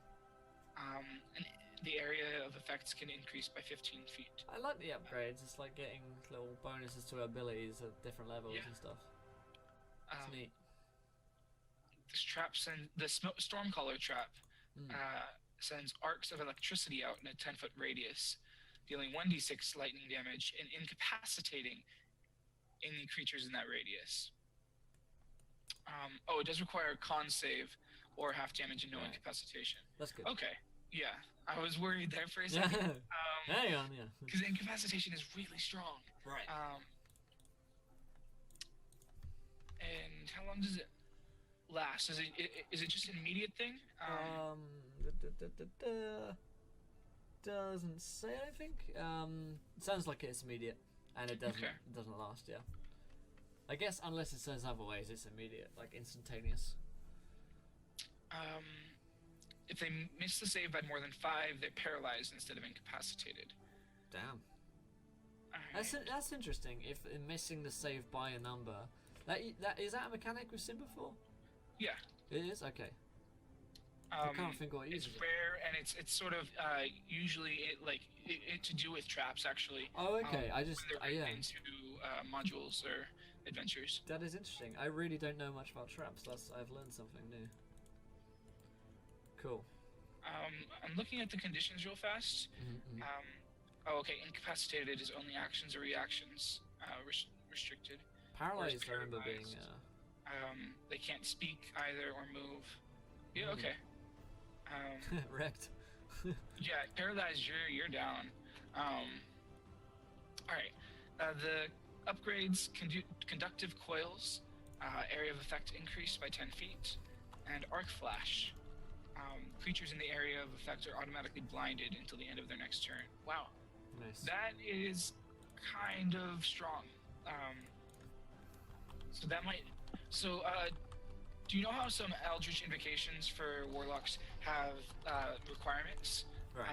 You might consider a level requirement or something similar to balance that, because it doesn't seem unheard of or crazy that you can do that, but it does seem a little bit strong. A little bit strong, maybe. Yeah. That being said, They're so cool. it's so cool.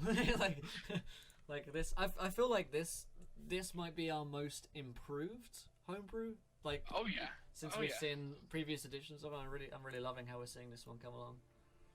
And there's another page of traps. Yeah. We've got a bunch of traps down here as well. We don't need to go for all of them, but I mean, yeah.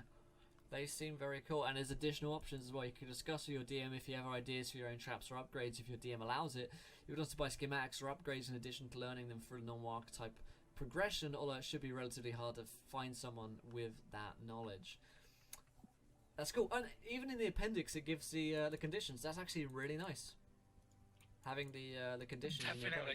Yeah, I and the really caltrop like effects, because that's not commonly known. Yeah, that's really nice. I think this. Yeah, I really like how the Saboteurs come along.